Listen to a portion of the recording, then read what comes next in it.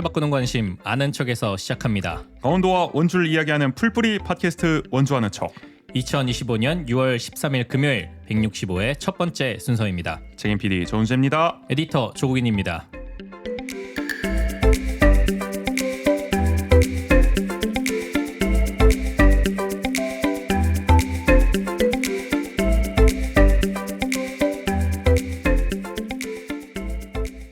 네, 이제 6월도 첫 주를 지나서 그러니까요. 이제 이게 본격적으로 더위가 저희가 지난주에도 얘기하긴 했지만 확실히 더워지는 것 같아요. 에어컨을 이제 계속 가동해야 되는 시기가 왔습니다. 맞아요. 저도 이제 밤에 에어컨을 틀기 시작했거든요. 그러니까 그리고 아무래도 방에 있다 보니까 셋이서 같이 자거든요, 저희 집은. 네. 그러니까 그러다 보니까 너무 더워가지고 또 슈아가 계속 더워. 에어컨 틀었는데도. 그러니까 또 에어컨이 저희가 한 25도 정도에 너무 또 온도를 낮게 해놓으면은 그렇죠. 감기 걸리니까. 또 이게 냉방병과의 또 딜레마가 있잖아요. 맞아요. 그래서 한 25도로 해놓는데 이게 에어컨이 꺼지면은 조금 있다가 더워. 슈아 이제 바람 나올 거야. 그러니까 너무 틀면 또 춥고, 맞아요. 끄면은 또 덥고. 이게 지금 6월 초중순이 딱 그때인 것 같아요. 아주 확 더워지지도 않았고 열대야가 아주 본격화되지도 않았으니까 더 그렇지 않나 싶어요. 맞아요. 그래도 여름이 본격적으로 찾아오면서 저 나름으로는 좀 좋은 점 중에 하나가 제가 과일을 잘 즐기진 않는데 딱 먹는 게 두 가지가 있어요. 딸기와 수박이 있는데 이제 수박의 좀 계절이 제철이죠. 다가와가지고 요즘엔 좀 수박 좀 자주 사서 먹기도 하고. 요새 수박 얼마예요? 비싸지 않나? 비싸요. 한 2만 원 내외? 아니 근데 요새는 과일이 다 비싸.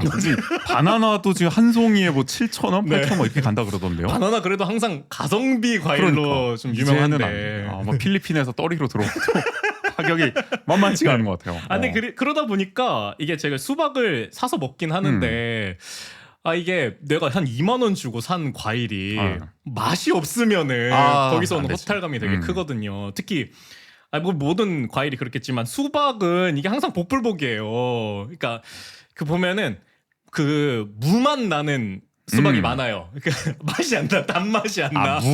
맛이 없다. 맛이 없어. 없을 무의 무. 그냥 우리 그 채소의 무 있잖아요. 무. 중의적이구나. 거의 그거 먹는 느낌이에요. 그러니까 그러다 보니까 더 이게 과일을 먹고 싶으면서도 이게 비싸다 보니까 선뜻 과일을 먹기가 또 어렵기도 하고. 수박하니까 저희 아버지가 또 여주에서 농사를 지실 때 그 수박 농사를 이제 지으려고 하셨어요. 수박 씨를 이용해 가지고. 근데 지었는데 이제 저도 수박을 좋아하기 때문에 직접 자급자족하게 하겠다 해서 했는데 수박이 나왔어. 이게 재배가 됐어. 네네. 크기가 근데 내가 아는 수박이 아니야. 2분의 1 정도 메론에 가까운 약간 크기가 나왔어. 일단은 그것부터 약간 불안했지. 메론인가 이것은 수박인가. 아니 요즘에 그런 크기로 애플 수박 이런 것들도 나오긴 하던데. 그래서 갈라 보면은 노란색이에요. 수박이. 물론 빨간색도 있었는데 노란색도 있고 막 그래요. 근데 먹어봤는데 무맛까지는 아니고 오이 맛 정도 나더라고. 그래서 아버지 이거는 오이 아닙니까? 이게 수박이니까 그랬더니 그러면 꿀을 찍어 먹어봐라. 그럼 메론 맛이 난다. 그래서 꿀을 찍어 먹어봤더니 진짜 메론 맛이 나더라고. 그렇게 색다르게 굉장한 혼종이 탄생을 했던 기억이 나는데 그러니까 맛있는 수박이 참 필요합니다. 맞아요. 저희 아버지도 뭐 부단히 연구하고 계십니다. 올해 수박은 또 어떻게 나올지 궁금하네요. 그리고 또 요즘에는 만다린 귤 이런 것들도 나왔더라고요. 그래서 근데 귤 종류인데 귤이에요, 그게? 네, 그게 이제 품종 개량을 해가지고 신맛이 거의 없고 단맛만 엄청 증대한 그런 귤이에요. 귤이 그때 안 시면은 그게 귤인가? 일단은 매력이 있나? 그죠. 그러니까 근데 또 저도 그렇긴 한데 신 걸 못 드시는 분들도 계시다 보니까 그래서 그 만다린 귤이라는 게 나와가지고 한번 사서 먹어봤는데 진짜로 신맛이 거의 없고 우리 오렌지 주스가 보통 그렇잖아요. 신맛이 없는 대신 단맛이 많잖아요. 그래서 그런 맛이에요. 그래서 부담 없이 계속 먹게 되는데 그래요? 딱 말씀하셨던 것처럼 뭔가 저도 먹으면서 그러니까 그게 신맛이 없어서 잘 들어가긴 하는데 계속 먹기엔 좀 물리긴 하더라고요. 확실히. 그러니까 원래는 이게 신맛이 있어야 좀 이게 식욕도 증진이 되고 맞아요. 그러면서 단맛이 또 어떻게 보면 밸런스가 맞아지고 약간 이래야 되는데 계속 단맛만 들어가면은 그냥 설탕 먹는 건 뭐다. 아니 근본적인 의문이 단짠 단신 약간 이렇게 가야지 이게 그쵸. 한 가지 맛만 하면 너무 단조롭지 않나? 라는 생각. 요새는 확실히 이렇게 단 거를 워낙 또 좋아하는 세상이 되다 보니까 뭐 탕후루 때부터 해가지고 네. 당에 미친 사회가 되고 있는 거 진짜 아닌가? 네. 걱정도 과일들도 있고. 품종 개량이 그렇게 좀 많이 이루어지는 것 같기는 해요. 취향이 점점 그렇게 바뀌고 있구나. 그래서 확실히 뭐 여름 저희 과일 얘기도 해보고 그 다음에 또 여름 되면은 저희 둘 다 좋아하는 냉면 또 많이 먹기도 하고. 그게 그나마 유일하게 여름의 좋은 점이라고 할 수 있죠. 맞아요. 여름은 백해 무익하다고. 저 개인적으로 제 개인적으로 그렇다는 겁니다. 백해 무익하지만은 그나마 이제 냉면, 뭐 막국수 이렇게 시원한 음식들도 절찬리에 또 먹을 수 있다는 점, 그런 점이 전 유일하게 좀 좋더라고요. 맞아요. 또 뭐 냉면 아니고 막국수 드시는 분들도 많기도 하고, 네 그런 것처럼 또 저희 들으시는 청취자분들은 그 여름 했을 때 생각나는 음식들이 어떤 게 있는지 또 같이 얘기 나눠보고 싶다 이런 생각이 들기도 하고요. 네. 그런 것들을 통해서 또 원전은 척에 여러분들의 이야기를 항상 저희 받고 있습니다. 이거 원래 제가 읽으려고 그랬는데 그래요? 원고에 잘못 표기했다. 제가 읽을게요. 네, 좋습니다. 원주하는 척에 여러분의 이야기를 보내주세요. 방송을 들은 후기, 원주에서 살면서 겪은 소소한 에피소드, 요즘 고민 등 어떤 이야기든 좋습니다. 주제와 분량 상관없이 다 괜찮습니다. 이야기 보내주실 구글 폼 링크가 왼쪽 화면에 QR코드로 나가고 있는데요. 에피소드 설명에 링크로도 들어갈 수 있습니다. 네, 그리고 저희 원전은 척 항상 여러분의 후원으로 운영합니다. 보내주신 소중한 후원금은 저희 방송 제작에 큰 힘이 됩니다. 오른쪽 화면에 나오는 QR코드를 찍어 자동이체 후원을 신청하거나 계좌를 통해 자율 구독료를 보내실 수 있습니다. 에피소드 설명의 링크로도 들어갈 수 있습니다. 네, 후원해주시는 모든 분들께 정말 감사하다는 말씀, 큰 힘이 된다는 말씀 네. 드립니다. 저희가 오늘 좀 이 방송 진행의 방식을 살짝 좀 바꿔가지고 초심으로 좀 돌아가보자. 네. 제 초창기 원조 2년 전인가요? 2년 전에는 우리 국인 씨가 사실 이렇게 또 진행을 하시고, 맞아요. 저는 옆에서 이렇게 계속 깐죽대는 역할을 했었는데 한동안 이제 제가 좀 진행하는 방식으로 하다가 다시 한번 뒤집어 가가지고 이제 국인 씨의 리듬과 플로우에 제가 이제 몸을 맡기려고 하고 있거든요. 네, 저도 지금 제 리듬을 잘 못 찾고 있는 것 같기는 한데 조금 어색하실 수도 있지만 네. 너무 오랜만에 이렇게 바뀌었기 때문에 적응해 가셔야 되잖아요. 맞아요. 저희도 그렇고 여러분들도 적응하세요. 네. 뭐 피드백도 주시고요. 뭐 맞아요. 더 이렇게 했으면 네. 좋겠다라는 점 보내주세요. 이렇게 또 같이 진행을 해보도록 하겠고요. 그래서 오늘 165회 1부는 한 주간 주요 이슈를 논평하는 원주통신, 그리고 전국의 눈여겨볼 조례를 살펴보는 전국 조례자랑 준비되어 있습니다. 그럼 바로 한번 시작해보도록 하겠습니다.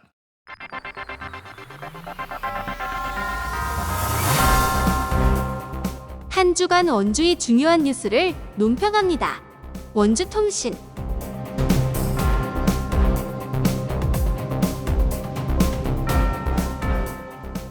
네, 원주통신 첫 번째 어떤 소식인가요? 네, 아카데미 극장을 철거하고 조성하는 야외 공연장 열린 광장이 이달 말 준공 예정입니다. 지금 풍물시장 쪽 가시면은, 평원로 쪽 가시면 윤곽을 거의 드러냈죠. 맞아요. 대충 이제 네. 뭐가 지어지는구나 눈에 보입니다. 여러분은 어떤 생각 드십니까? 그거 보면서.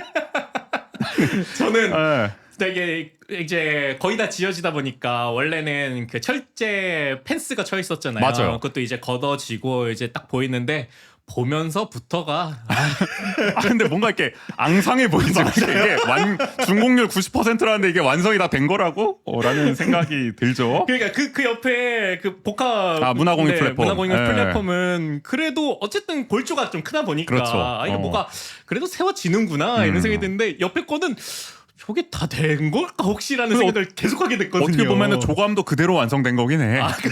조감도보다 조금 낫다고 할 수도 있고, 어떻게 보면 보통은 조감도보다는 좀 못한 게 만들어지잖아요. 맞아요, 아무래도 맞아요. 조감도는 더 그럴듯하게 만들. 근데 이거는 그래도 조감도보다는 좀 더 나은 건가? 아니 조감도는 진짜 무슨 슬레이트 한 장 얹어놓은 것 같았잖아요. 맞아요. 무슨 저거 프레임 위에다가. 근데 이번에 그래도 뭐 색깔이 좀 톤이 맞아가지고 이번에는 그거는 그나마 이제 좀 구색을 갖춘 것 같은데. 하여간 이거 만드는데 돈을 많이 썼어요. 극장 철거하는 데만 6억 5천만 원, 그리고 공연장과 광장을 조성하는데 10억을 썼으니까 결과적으로 16억 5천만 원을 투입한 거거든요. 그렇죠. 네. 근데 그렇게 막대한 돈을 들인 결과물치고는 좀 초라하지 않나 라는 생각. 이거 만들려고 아카데미 극장 철거했나라는 생각 당연히 들 수밖에 없습니다. 이게 뭐 비용적으로도 그렇든 아니면은 어쨌든 철거하고 세워지는 게 그래도 그럴싸하면은 이해라도 하자. 네. 그래 뭐 개발 논리에 밀려서 어쩔 수 없이 이게 옛 극장이 철거됐구나 할 텐데, 개발 논리에 밀렸다고 하기에는 이거 만들려고 철거했냐고 진짜. 이게 진짜 말 같지도 않으니 어디에나 있는 이거 흔하디흔한 야외 공연장 만들려고. 맞아요. 그러니까 저도 그걸 보면서 느낀 생각 중에 하나는 어쨌든 10억을 들여서 그러니까 요 공연장뿐만이 아니라 나름 명분은 도심형 뭐 공원을 만들겠다고 한 거잖아요. 맞아요. 근데 이럴 거면 차라리 그 옆에 정말 그냥 잔디든 어떤 형태로든 공원을 더 잘 만드는 게 그나마 낫지 않았을까라는 생각이 들더라고요. 이렇게 어정쩡할 바에는 네. 그러니까 차라리 내가 뭐 한 49층 주상복합이 들어서선 그래도 뭐 이해하겠어. 개발 논리로 밀렸구나. 근데 맞아요. 이거는 좀 그렇죠. 그래서 어떤 분은 그런 얘기 하더라고. 이게 모양을 보니까 이게 흡연 부스를 조성한 것 같다. 그러니까 전국에서 가장 비싸고 가장 큰 흡연 부스를 만든 거 아니냐라는 이야기를 하는데 심지어 흡연 부스도 안 됩니다. 금연 구역입니다. 공원이라서 그러니까 이게 활용도가 어떻게 될지 저는 몹시 궁금하다. 이게 과연. 그 야외 공연장 아마 사진 뭐 보신 분들도 지나가면서 보신 분들도 있고 저 유튜브에도 지금 띄워놨지만은 보셨겠지만 철제 구조물이어가지고 더 그런 생각이 들 수밖에 없는 것 같아요. 이게 네. 뭐 어디에 쓸 수 있을지 의문입니다. 하여간 정리해 보죠. 그러면은 이 한국에서 원형을 보존한 가장 오래된 단관 극장이자 국가유산청이 등록문화재 지정을 거듭 권고한 문화유산을 부수고 어디에나 있는 흔하디흔한 야외 공연장을 조성한 것이 과연 합리적인 정책적 판단이었느냐, 이걸 두고두고 따져야 할 것 같습니다. 그렇죠. 네. 세금 아끼려고 철거한다더니 돈은 거의 비슷하게 들었어요. 맞아요. 아카데미 네. 극장 재생하는데 리모델링해서 정말 근사한 근현대 문화유산 활용한 복합 문화 공간으로 만드는데 21억 원이면 됐거든요. 그런데 그 21억 원 아깝다고 철거했는데 결과적으로 16억 5천만 원 들여서 이 앙상한 강원도 전국 최대 크기의 흡연 부스 같은 야외 공연장을 만들었다. 이게 납득 가능하냐? 얼마 차이도 안 나는데. 맞아요. 네. 게다가 도보 4분 거리에 이미 문화의 거리 상설 공연장이 있죠. 거기는 이것도 그래도 공연장이 제법 조명도 있고 그렇죠. 잘 갖춰져 있잖아요. 시스템이 그래도. 다 갖춰져 있죠. 네. 근데 거기도 제대로 활용을 못 하는데 1년에 몇 번 되지도 않는데 활용하는 게 돈을 거의 투입을 안 하잖아요. 거기도 뭐 콘텐츠를 강화하기 그쵸. 위해서. 네. 그래 놓고서 거의 똑같은 기능을 하는, 거의 똑같다고 할 수도 없지. 여기는 뭐 지금 뭐 음향 기능적으로도 장비고 그렇고. 조명 장비고 네. 이런 것도 제대로 갖춰져 있지 않으니까 이곳은 과연 얼마나 활성화할 수 있겠느냐. 만약에 진짜 야외 공연장이 필요했으면은 문화의 거리 상설 공연장부터 살려놓고 여기 그게 부족하니까 풍물시장에도 짓습니다. 이러면 이해가 되는데 거기도 지금 다 활용을 못 하는데 이걸 짓겠다 했으니 이 정책적 판단을 과연 누가 합리적이라고 볼 수 있겠느냐라는 생각이 듭니다. 근데 어쨌든 시에서는 이걸 이렇게 상설 공연장을 조성함으로 인해서 사람들이 더 풍물시장에 찾아올 것이다라고 판단을 했던 거잖아요. 그렇죠. 네. 지금도 그렇게 생각하고 있는 것 같기도 하고 사람들이 어쨌든 더 찾아오겠다. 근데 그 근거가 과연 어디에 있느냐. 이게 희망회로 이상이냐 과연. 그런 생각이 들어요. 그러니까 저는 돌이켜보자고요. 아직도 이해할 수 없는 점이 그겁니다. 그 시정부가 아카데미 극장 철거를 한창 밀어붙이던 그 2년 전 2023년 당시에 그런 프레임이 있었어요. 마치 풍물시장 일대의 경제 침체가 일어난 것은 아카데미 극장 때문이다. 그 원흉이 아카데미 극장이다. 무슨 이게 그 무슨 토속 신앙처럼 저 건물이 원흉이다. 혀를 막고 있다. 기운을 막고 있다. 저 아카데미 극장만 없어지면은 여기 경기가 몰라보게 살아날 수가 있다. 라는 어떤 인식들이 갑자기 퍼지기 시작했습니다. 맞아요. 시정부가 상당 부분 주도했죠. 경제 발전을 저해야 하는 아카데미 극장. 저 극장만 부수면은 이 풍물시장 일대 우리가 의리의리하게 경기 활성화를 할 수 있습니다. 거기에 대한 제대로 된 계획은 청사진은 없었지만 그러니까 그런 이게 프레임을 짰단 말이에요. 어쨌든 그 아카데미 건물이 활용되지 않기 때문에 낡고 위험하고 그 흉물스러운 건물이 있기 때문에 사람들이 그거에 보기 싫어가지고 안 오는 거다 이렇게 지금 주장을 펼쳤던 거잖아요. 그래서 네. 아카데미 극장 철거를 반대하고 재생운동을 펼쳤던 아카데미의 친구들은 그러니까 경제가 지금 지금 침체돼 있으니까 저 극장을 활용한 정말 근사한 복합 문화공간을 지어서 소위 MZ세대와 우리 어르신 세대, 중장년 세대 다 찾아오는 그런 정말 경제 활성화를 도모할 수 있는 공간을 만들자고 했던 거잖아요. 네. 이게 오히려 원도심 경제를 살리는 길이다라고 했는데 그 주장을 하는 아카데미의 친구들은 오히려 무슨 경제 발전을 조회하는 지역 발전에 발목을 잡는 사람들인 것처럼 몰아붙이고 이 야외 공연장을 밀어붙였단 말이에요. 철거한 다음에. 맞아요. 그리고 또 사실 가장 처음에는 여기를 뭐 야외 공연장이 아니라 주차장으로 만들겠다고 주차장이라고 얘기를 처음에 했었잖아요. 했었죠. 근데 그 논리가 설득이 안 되니까 그러면 여기 야외 공연장을 만들어서 그 문화공연 플랫폼과 그 공간 플랫폼 공간과 함께 이곳을 활용해서 풍물시장을 살려내겠다. 그렇죠. 그것도 이렇게 이해가 안 주장했던 되는 거죠. 거야. 지금 풍물시장이 경기가 안 좋다고 하는 게 뭐야? 장날에는 뭐 잘 되잖아요. 그럼요. 주차장이 뭐 꽉 들어차잖아. 네. 근데 주차장이 필요하다는 논리는 결국에는 풍물시장의 경제가 안 좋다는 논리는 평소에 찾아오는 사람이 별로 없다는 거잖아요. 네네. 장날에만 너무 많고 장날이 아닌 상시적으로 사람들이 찾을 수 있는 콘텐츠가 없기 때문에 결국에는 이 풍물시장 일대 경기가 침체하는 건데 상가들도 마찬가지고 주차장을 짓는다고 이게 어떻게 경기가 살아나냐고 콘텐츠를 채워야지 사람들이 계속 찾아올 수 있게 하는 장날에만 그 주차장은 더 필요할 수도 있겠죠. 그럼 그럼요. 장날이 아닌 날은 똑같은 거예요. 콘텐츠 없이 주차장만 있으면 그냥 텅텅 비는 거죠. 그 일대 상가 주민들을 위한 주차장만 생기는 거지. 그러니까 그때도 이해가 안 됐던 논리였습니다. 그 당시에도. 그래서 경제 발전을 위해서 도대체 극장을 철거한다는 게 무슨 의미가 있느냐. 오히려 그나마 있는 극장이라도 활용해야 경제를 살릴 수 있는 거 아니냐. 그 지금 야외 공연장 지어졌습니다.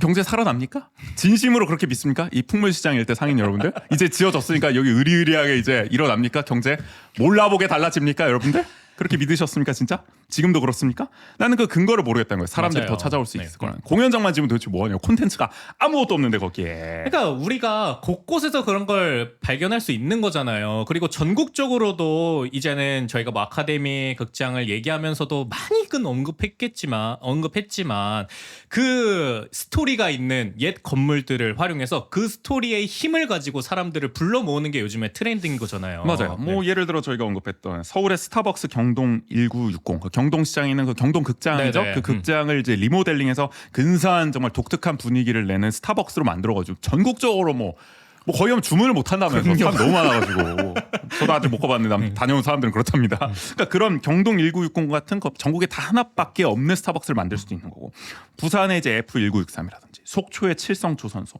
청주의 동부창고 이렇게 근현대 유산과 유휴 공간을 기반으로 한 공간들이 다 인기를 끌고 있잖아요. 맞아요. 그 지역을 네. 찾아가게 만드는 어떤 매력 포인트, 거점 공간이 되고 있는 거잖아요. 왜냐하면 독특하고 고유한 매력이 있으니까.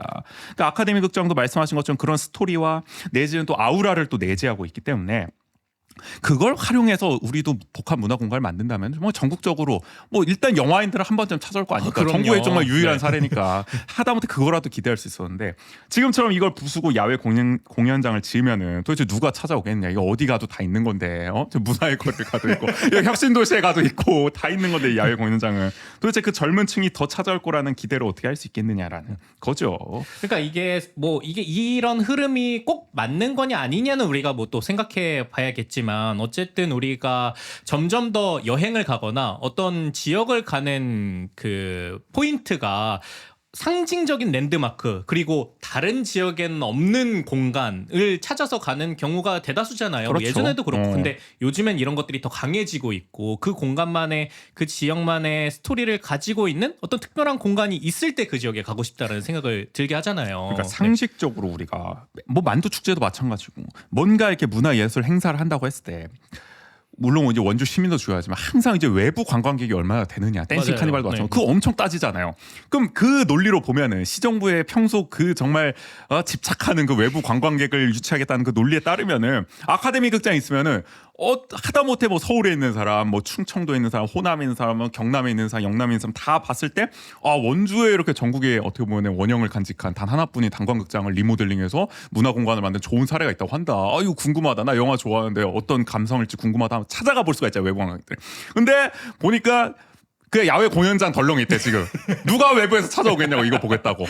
그런 사람 아무도 없을 거 아닙니까? 그쵸. 이거 뭐 우리 네. 동네에도 다 있는 건데 그 어느 지역을 가나. 이게 그거부터가 외부 관광객 유치에 아무런 도움이 안 되는 지금 판단을 정책적 결정을 해버린 셈이 되는 거잖아요. 그러니까 이게 그 원주 원도심에 있는 여러 가지의 콘텐츠 중에 과연 정말 다른 지역의 사람 그리고 원주에 있는 사람 가운데서도 이 곳에 와야만 즐길 수 있는 걸 제공할 수 있는 콘텐츠 아니면 그런 장소 공간적인 건축물 이런 게 어디 있냐라는 것이죠. 그렇죠. 네. 그러니까 정말 바보 같은 선택을 한 거고 저도 속초의 칠성조선소 보러 종종 가거든요. 그러니까 그런 정말 역할을 할 수 있는 거점 공간이 될 수 있었는데 그 기회를 완전히 날려버렸다. 그것도 스스로 그냥 발로 차버렸다. 그쵸. 굴러 들어온 네. 기회였는데 뭐 물론 처음에야 시정부에서 이제 오픈바를 기대하면서 여러 가지 행사 막 이제 열겠죠. 지금도 예정돼 있는 거 보니까 뭐 평원동 야외 공연장 버스킹, 관내 대학 밴드 동아리, 뭐 동아리 축제를 말한 것 같아요. 그리고 원주 어리랑 전통 문화까지도 이제 네네. 결합을 해서 그리고 야간 영화제 뭐 이런 거 하겠다. 이거 옥상 영화제 이거 베낀 거 아니야? 참 진짜. 아니 극장을 부셔놓고 그러니까 극장 부수고 영화제 하겠다. 이 바보 같은 놈들 이거 뭐 하자는 거야 지금? 장난해? 아니 극장에서 영화장 내지 극장 부수고 굳이 거기다 빔 쏴가지고 영화장에 따는 이 바보 같은 놈들 이거 도대체 무슨 생각으로 정책을 펼치는 거야?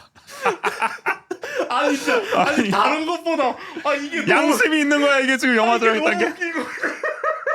와 이런 멍청한 녀석들이 있나? 아니 그러니까 양심 있으면 차라리 아까 다른 콘텐츠는 다 하더라도 차라리 야외 공연을 하지. 공연장을 저서 공연만 하서 영화제 하겠다고 이게 진짜 생각이 있는 거야 없는 거야. 아무튼 뭐 이런 거를 하겠다고 하니까 대대적으로 지원하겠죠. 또 네. 명분을 살려야 되니까. 그 사람 좀 오겠지. 근데 1년이 지나고 2년이 지나고 예를 들어 뭐 시장 바뀌고 뭐 이런 행사도 안 해. 그럼 이거 어떻게 되겠냐? 그쵸. 행사 없으면 돌아가지 않잖아요. 특히 공연장이라는 거 특성상. 아카데미 극장은 지어놨으면 어쨌든 상설 프로그램이 계속 돌아갑니다. 그럼 사람들이 계속 찾아올 수 있는 콘텐츠가 돌아가는 거예요. 그쵸. 1년 365일 계속. 그리고 그 프로그램이 아니더라도 건축물이 주는 상징성이 있기 때문에 뭐 하다못해 관광 견학 차원이라서 오겠죠. 맞아요. 근데 네. 야외 공연장은 그날 공연 없으면 안 가는 거예요, 그냥. 그럼요. 네. 그게 무 지속 가능성이 없는 거잖아요, 결국에는. 그러니까 그런 어떤 유입의 몰입도를 그러면은 지금 지어지고 있는 문화공연 플랫폼에서 할 수 있느냐. 근데 그것도 어쨌든 새로 지어지는 공간이 있고 그렇죠. 그리고 또 그런 스토리가 쌓여져 있는 게 아니잖아요. 그런 부분에 있어서는 한계를 가질 수밖에 없는 것이죠. 그죠. 뭐 복합 문화센터랑 거의 역할이 비슷한 거잖아요. 맞아요. 사실은 네. 동네마다 있는 그런 느낌이 된 거고 아카데미 극장과의 시너지를 생각해서 신축 건물을 지었던 건데 정작 그 시너지를 내는데 핵심 역할을 해야 되는 이 그 옛 건물은 없애고 신축 건물만 남겨놓으면은 결국에는 말씀하신 것처럼 계속 얘기하지만 저희가 그 독특한 고유성과 상징성이 다 사라진 정말 흔해 빠진 매력 없는 그런 공간으로만 남게 되는 네네. 거죠 이 일대가. 그리고 여기는 아까도 계속 지적해 주셨지만 그 풍물장이 5일장이 열 때는 사람이 많기 때문에 그때는 또 어쨌든 이곳에서 뭔가 행사를 하면 사람이 많아 보일 수 있어요. 그렇죠. 근데 어차피 풍물장 때 사람 많은 거죠. 맞아요. 우리가, 그걸 기대한 게 아니기 때문에 우리가 말한 건 풍물장이 안 열릴 때 네. 텅텅 비어 있을 때 사람들을 오게 할 수 있는 콘텐츠가 될 것이냐. 야외 공연장은 절대 그렇게 될 수 없고 지금 시의회에서 시정부가 답변하는 거 보면은 결국에는 굳이 이 야외 공연장을 위한 프로그램 예산을 그렇게 넉넉하게 편성할 것 같지도 않거든요. 맞아요. 그럼 도대체 네. 여기에 지속 가능성은 무엇이냐. 두고두고 우리가 의문을 제기할 수밖에 없고 하여간 저는 원광수시장 이제 3년 넘어서 이제 4년 다 돼가잖아요. 4년까지 이제 가고 있잖아요. 네네. 이제 막바지 가고 있는데 이 원광수 시정을 상징하는 공간이 될 수밖에 없을 것이다. 여러분 원광수 시정 4년 어땠나요? 풍물시장에는 야외 공연 잘 보시죠. 시정부를 함축하고 있습니다. 그야말로 한눈에 볼 수 있다. 백문이 불여일견이다라는 점 다시 한번 강조하고 싶어요. 네, 두 번째 소식은 이제 김진태 도정을 상징하는 네. 어떤 이야기이기도 해요. 네. 김진태 도지사가 요즘 많이 좀 힘드신 모양입니다. 정세도 바뀌고 행정이 좀 오락가락하고 계세요. 강원 중도개발공사와 강원개발공사의 통합을 철회하기로 결정했습니다. 맞아요. 얘기는 저희가 일전에 142회 1부 또 152회 1부에서 자세히 다뤘었는데 그 연장선상에서 오늘 이야기를 해볼게요. 그때 네네. 워낙 배경을 많이 설명해서. 근데 좀 정리는 해보겠습니다. 또 헷갈리실 수 있으니까. 강원개발공사가 일단 있습니다. 강원도의 각종 개발 사업을 맡는 지방 공기업 있죠. 그리고 강원 중도개발공사가 있습니다. 네. 여기는 레고랜드가 있는 하중도 일대를 개발하는 어쩌면 출자 출연 기업이라고 할 수 있어요. 네. 강원도의 지분이 상당 부분이. 좀 더 여기에 집중을 하는 그렇죠. 네.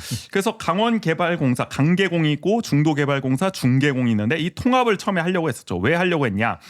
강원 중도개발공사가 파산 위기에 몰렸었어요. 왜냐면은 레고랜드가 잘 안 됐잖아요. 방문객이 지금 별로 안 오잖아요. 그 일대 개발도 안 되죠, 당연히. 그쵸. 근데 빚은 사업 개발 하나 빚은 엄청 끌어다 썼단 말이야. 그래가지고 파산 위기에 몰리니까 야 이거 파산하면 큰일 난다. 손해 막심하다. 그래가지고 그러면 지방 공기업인 강원개발공사랑 합쳐서 조금이라도 좀 희석을 시키자. 이 빚을 좀 살려내자라고 했던 거죠. 그래서 이 통합을 위해서 처음에는 원래 그 레고랜드 사태가 한번 있었잖아요. 레고랜드 사태 때 중도개발공사의 이제 빚을 대신 갚아줬었단 말이에요. 강원도 정부가 맞아요. 2,050억 원에 달했었는데 그 빚을 대신 갚아줬으니까 받아내야 되잖아요. 중개공한테. 빚 대신 갚았으니까. 그럼요. 실제로 김진태 도지사도 어떻게든 2,050억 원 자기가 받아내겠다고 했어요. 근데 그것까지 탕감해주겠다. 야 우리 안 받을게. 너네 파산 위기니까 그냥 통합하자. 대신 그 빚 우리가 면제해줄게. 이렇게까지 계획을 세웠단 말이에요. 아주 파격적인 계획을 세웠던 거죠. 엄청나게 어떻게 보면은 이런 무리수를 좀 감행해 가면서도 이제 통합을 맞아요. 추진해 왔었던 건데 셀프로 갚아주고 셀프로 감면시켜주고 근데 그 당시에도 이제 비판이 나왔었어요. 왜냐면은 강원개발공사라고 사정이 좋은 게 아니거든요. 강원개발공사도 과거에 이제 알펜시아 사업 등을 하면서 막대한 빚을 지고 있는 상황이에요. 게다가 앞으로도 빚을 내야 됩니다. 왜냐?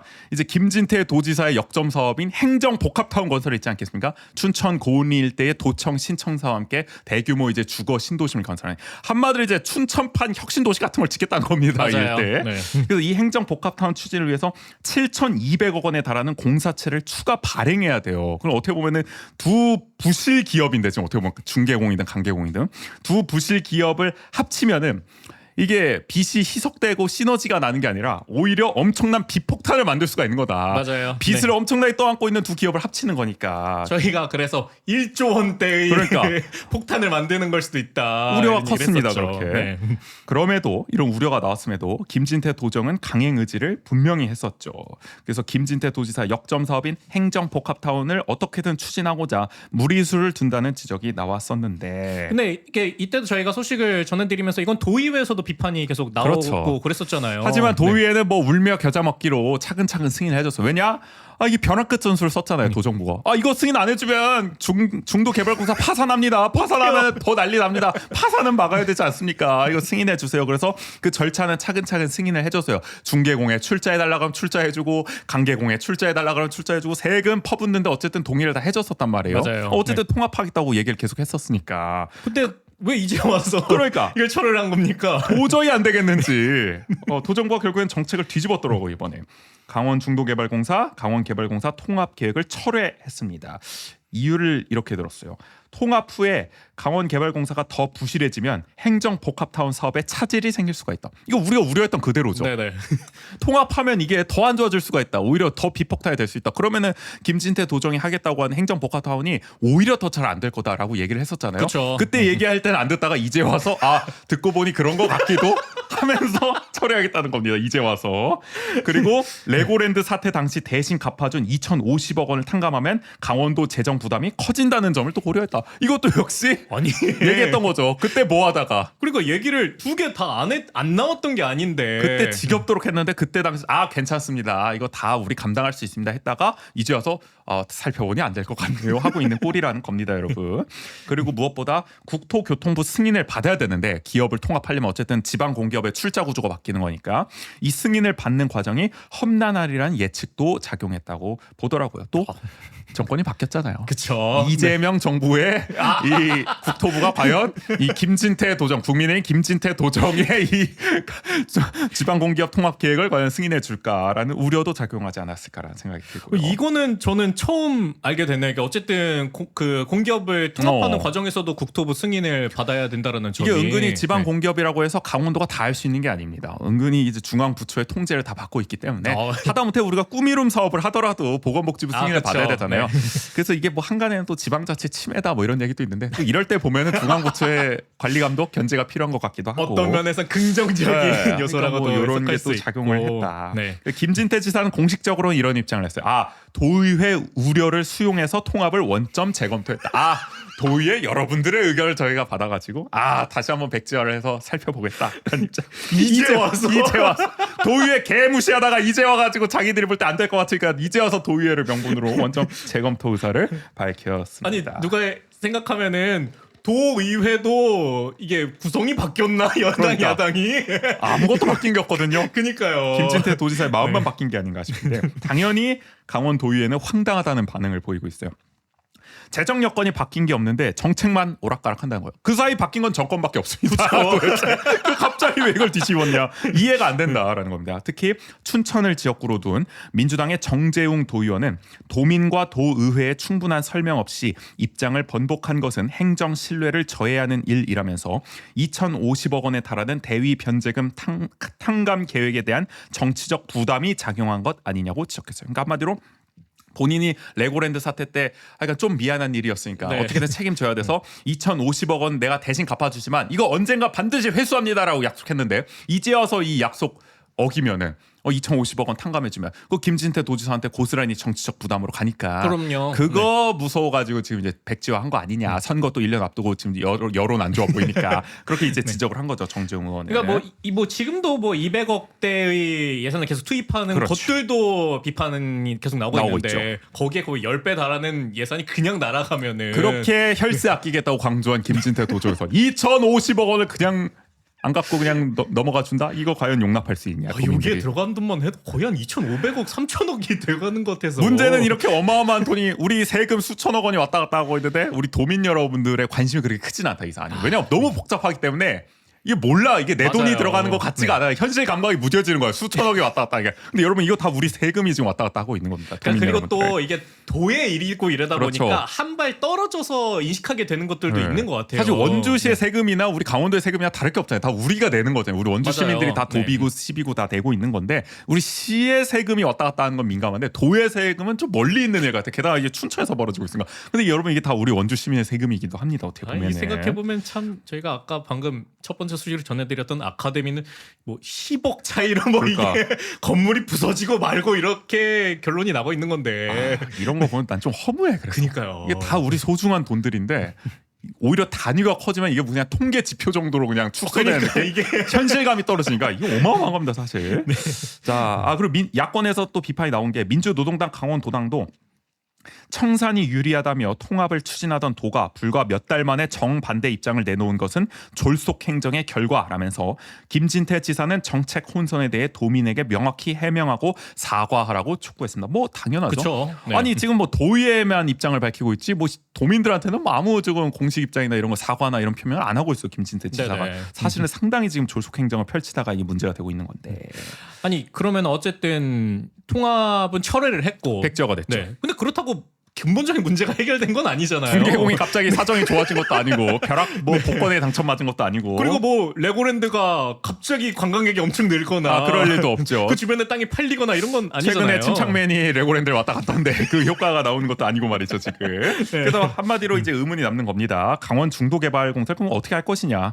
파산 위기는 계속 돌아옵니다. 왜냐 빚은 계속 갚아야 됩니다. 그럼요. 만기일이 네. 계속 도래하고 있어요. 빚 못 갚으면은 바로 압류 당하는 겁니다. 맞아요. 지금 중도 네. 땅들 중도개발공사 갖고 있는 게 다 담보 잡혀 있잖아요. 네. 빚 못 갚으면 담보 다 넘어가는 거 아시잖아요, 여러분들. 경매 넘어가고 난리 납니다. 그러면 수천억 원의 지금 손실 보전을 다 해줘야 되는 상황입니다. 야, 그러면은 지원해준 2천억 거기에 그냥 날라갈 돈도 뭐 수천억 원대 있을 지금 수 거의 있겠네요. 4천억, 5천억 될 수 있다라는 얘기 나오고 있잖아요. 그래서 지금 파산을 막아야 되는 상황인데 막대한 손실을 피하려면은 그러니까 지금 계속 세금으로 빚을 갚아주고 있는 거 아닙니까? 작년에도 295억 원 세금으로 출자해줬고 올해 4월에 또 245억 원 지원해주고 반년 동안 지금 얼마야? 500억이 넘는 돈을 지금 세금으로만 투입해준 거예요. 중도개발공사에. 이건 뭐 굳이 비유하자면 우리 꿈 이름이 그냥 날아가는 그냥 거예요. 아무 의미 없이 날아가고 있는 거 지금 빚 갚느라고 이자 갚느라고 지금 날아가고 있는데 하루에도 이자가 얼마인지 몰라 지금. 어마어마한 겁니다. 그러니까 애초에 처음부터 대응 계획을 잘 세웠으면 여기까지 안 왔을 텐데. 그쵸. 그 첫 단추를 잘못 깨니까 이렇게 왔습니다. 좀 미안한 일을 선언해버리는 선언해버린 바람에 네. 이게 유동성 위기를 이 정도로 겪기 전인 2022년 말에 확실한 계획을 세웠어야 됩니다. 장기적으로 유동성 위기를 이렇게 극복하고 채무를 변제해 나가겠다라는 계획을 세웠어야 되는데 그때 김진태 지사 어떻게 했습니까? 이거 최문순 도정에서 엉망으로 했군요. 막대한 빚 폭탄을 만들었군요. 나는 도민들이 빚지는 꼴 못 봅니다. 나 이 빚 못 갚습니다. 몰라. 디폴트 선언해버렸잖아요. 그냥 중도개발공사 알아서 하십시오. 여기는 기업 회생하시고 우리는 채무 변제 채무 보증 안 섭니다. 빚 대신 못 갚습니다. 그게 레고랜드 사태였죠. 그 디폴트 선언이. 그러니까 뭐 하다 못해 채무 유예를 하거나 모라토리엄을 하던가 그러니까 차라리. 그렇게 선언을 하든지 그런 계획이라도 있었으면 이 정도까지는 않았을 텐데. 이재명 그 대통령이 성남시장 시절 때 취임하자마자 그 성남시의 막대한 빚을 모라토리엄 선언해서 한시적 채무율을 해서 나중에 난 갚겠다. 지금 당장 못 갚는다. 맞아요. 이렇게 해가지고 네. 스타가 됐잖아요. 어느 정도. 네. 인지도가 확 올라갔잖아요. 그리고 빚 결국엔 다 갚았고 그걸 약간 모티브로 했는지 김진태 지사도 취임하자마자 나는 모라토리엄을 넘어서 디폴트를 선언할 거야? 아예 안 갚을 거야? 최문순 네가 책임져 약간 이렇게 된 거잖아요. 근데 이게 완전히 부메랑으로 돌아온 거죠. 정반대 결과를 낳은 거죠. 그러니까 똑같이 뭐 목적은 그렇잖아요. 우리 부채 이제 더 이상 이렇게 갈 수는 없다. 그걸 계속 개선해 나가겠다. 그렇죠. 그래서 뭐 허리띠 졸라매겠다 이런 거 그 계획을 발표는 했는데 구체성이 떨어졌었잖아요. 맞아요. 네. 그러니까 굉장히 정치적 목적으로만 이제 디폴트 선언을 하다 보니까 결국은 어떻게 됐습니까? 2050억 원이 이제 터져버렸으니까 이제 막 채권 시장 얼어붙고 막 전국에서 김진태 타도 막 난리가 나고 막 윤석열 정부도 눈치 주고 막 이러니까 결국에는 2,050억 원을 한 번에 안 갚아도 됐는데 결국에는 이 문제 해결하겠다고 또 한 번에 갚아버렸잖아요. 강원도 그쵸. 정부가 굳이 네. 또 세금을 투입해가지고 그때부터 일이 완전히 꼬여버린 거예요. 유동성 위기가 더 강화돼 버렸고 그때 장기적으로 재정 건전성 확보를 위한 중도개발공사 회생 방안을 세워야 된다는 얘기들이 계속 나왔었는데 불구하고 그때 안 세우고 지금 계속 안 세우다 보니까 이제 와서 위기가 닥칠 때마다 즉자적으로만 그냥 대응을 하고 있는 거죠. 맞춰서 즉흥적으로. 그냥, 네. 막 295억 출자해주고 245억 출자해주고 이런 식으로 가고 있으니까 밑빠진 독에 계속 물붓기하는 꼴이 되고 있는 거예요. 맞아요. 자 네. 물론 김진태 도지사 탓만 아닙니다. 제가 누누이 얘기하지만 그죠.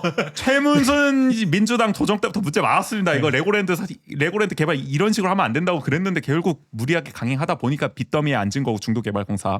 김진태 도정은 정치적인 이유로 아예 책임을 안 지려다가 다 전 정부 책임으로 돌리려다가 결국 사태를 더 키운 거고 콜라보입니다. 환장의 콜라보. 그러면 이게 책임은 어쨌든 현실로 넘어온 네. 거잖아요. 거- 그럼 네. 자기가 운영하고 있는 그 도정의 문제인 건데 맞아요. 그럼 좀 더 면밀히 검토하면서 장기적인 계획을 구체적으로 세워 나가면서 이걸 대응을 했어야 되는데 그래서 강원 시민사회와 이제 뭐 민주노동당 같은 이제 진보 정당들은 거대 양당 책임으로 다 얘기를 하고 있습니다. 네네. 이거는 뭐 민주당 도정에서도 마찬가지였고 국민의힘 도정도 마찬가지다. 서로 환장의 콜라보를 했다. 사태를 더 키워버렸다라는 점입니다. 그럼 중도개발공사는 계속 이렇게 어려움을 겪고 있고 그리고 강원개발공사도 마찬가지인 거잖아요. 강원개발공사가 사실 지금 핵심이 되고 있는 게 뭐냐면은 김진태 도지사는 행정복합타운을 어떻게든 하고 싶습니다.